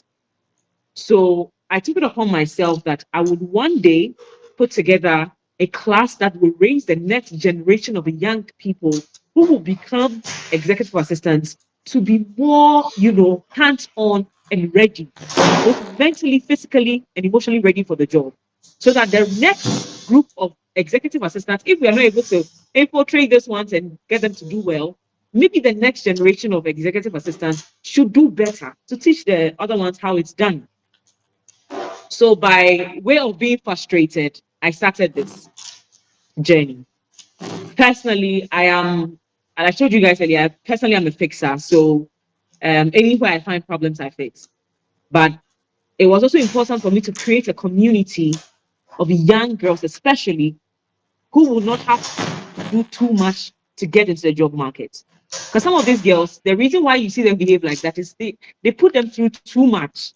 So when they get there, they don't have the intelligence to run the business. They become, you know, because Obi, and let's be very honest, Obi, yeah, then I dance and I manage money to no Obi protected. Obi on yeah, well raised, or they didn't train them into the job. So they do things anyhow. And so for me, whichever way you enter, that's your business. But you will not be there and run down the image of the executive or the business. It's what I am, seeking to do.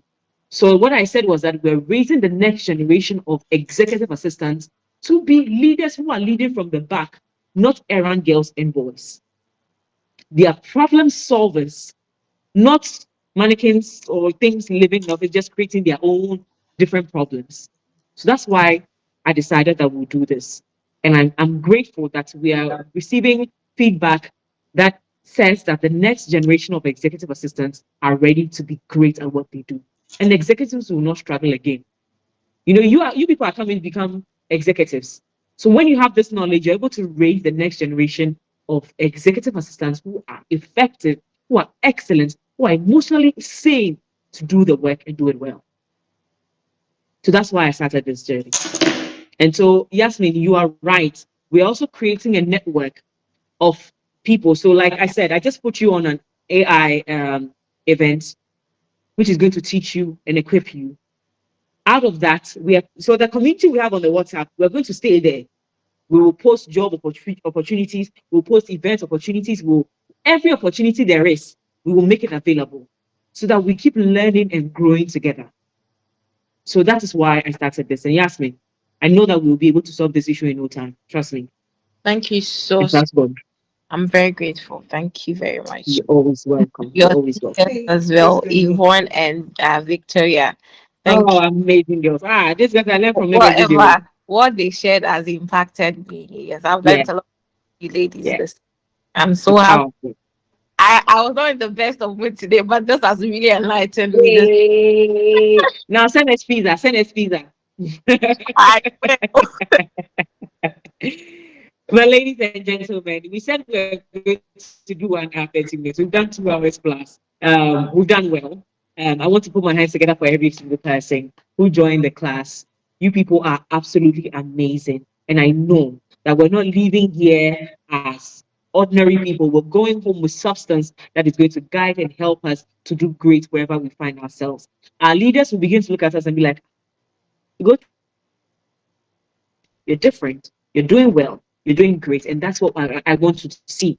I want to see my friends and girls who are on this call and men who are on this call go out there and do so great.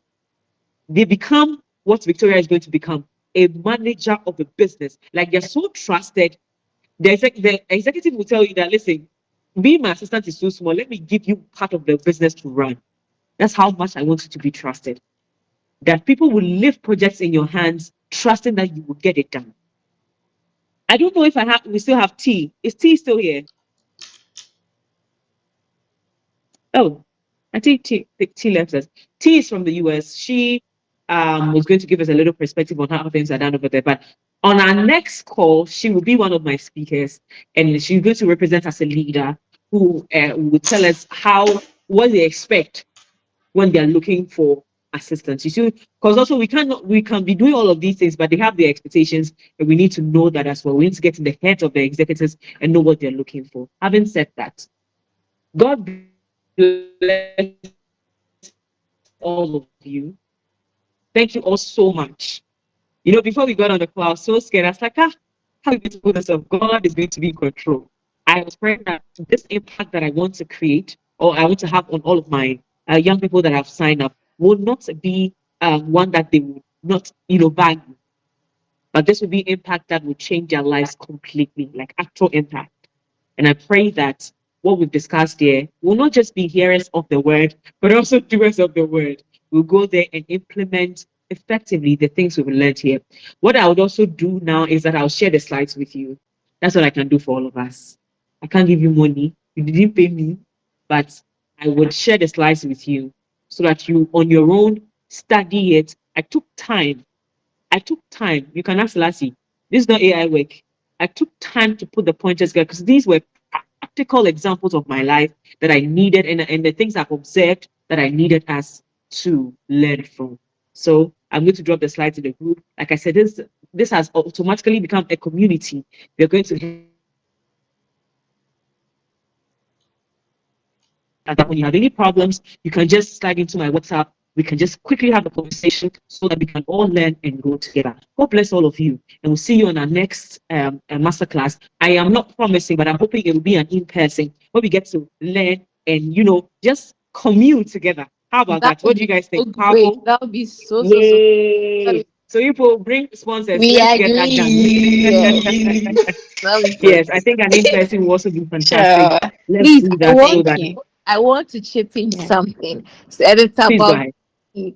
I have always been calling her BBK. Now the name she's using her full name. See, Mimi is a great lady. She's a go-getter.